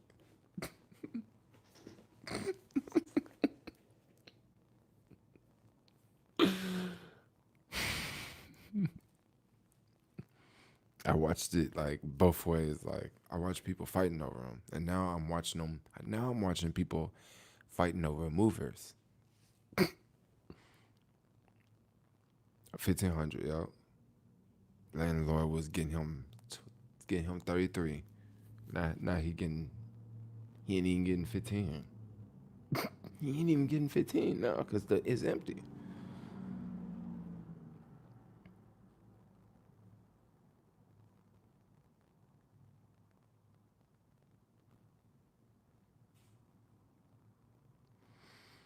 I think I should probably go experience too. It's a temporary setback. I think it'll last a couple of years. Yeah, I think it'll last a couple of years. I mean, we gotta look at jobs. I think California is gonna have a rocky road up ahead. We can't just be so optimistic about the city of San Francisco. We gotta look at the state that San Francisco's in. The state that I think America it'll be a temporary bounce back. I think America will bounce back, but I think California is gonna suffer. Yeah, I think so. I think the big help for California will be international people moving from other countries. I think that's gonna help. That's gonna be the part that help California because people who move from other countries, like maybe they won't have kids and stuff like that. Maybe they'll buy a house here and won't live here. So they won't care so much about if the roads are messed up or if there's lots of homeless people because they don't really live here. Like I think California is just gonna have a different can of worms up ahead. America will bounce. I think it'll bounce back. Like, I think some people are looking at the economy like, oh, it's so bad, and it is like that, especially if you've lost your job, especially if you've lost your house. It is really bad. But when you look at it from a larger point of view, there's a lot of people that are not, falling over the edge. Not everybody was working in industries that were basically deleted overnight because that did happen to people. Like if think about it, if you had a buffet, think about it. Hold on, if you had a buffet, how COVID-19 really took you out, you gone, you through.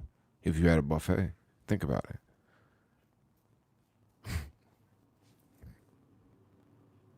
Yeah, so it's different strokes, different folks.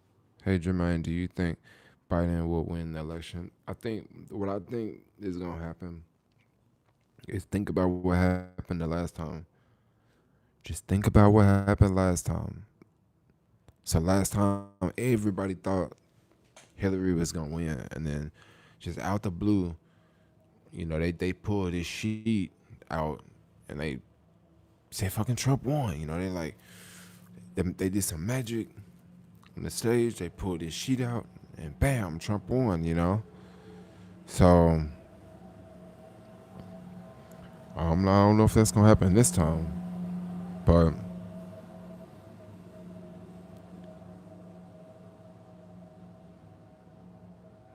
what do you mean I need to replace my AA batteries?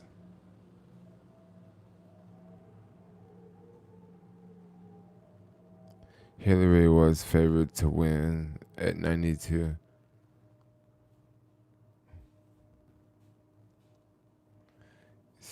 92%. And she lost. So, what do you think about Trump?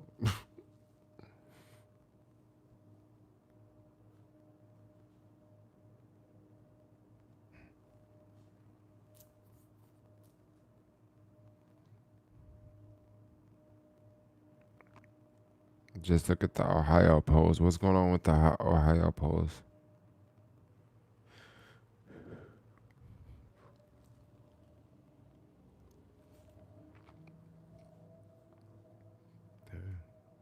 Yo, it's like the next day. I want to go like cut off my pillow. I want to go cut off my pillow. Go to sleep and have some dreams. But anyway, I'm out. I love all of y'all. I'll let y'all say bye.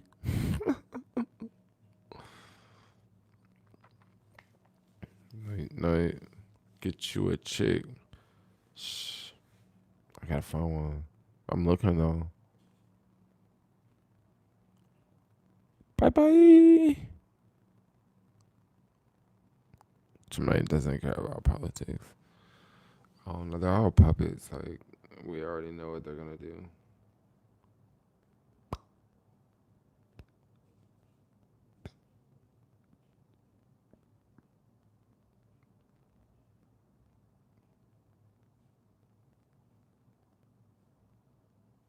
Peace out. Bye bye.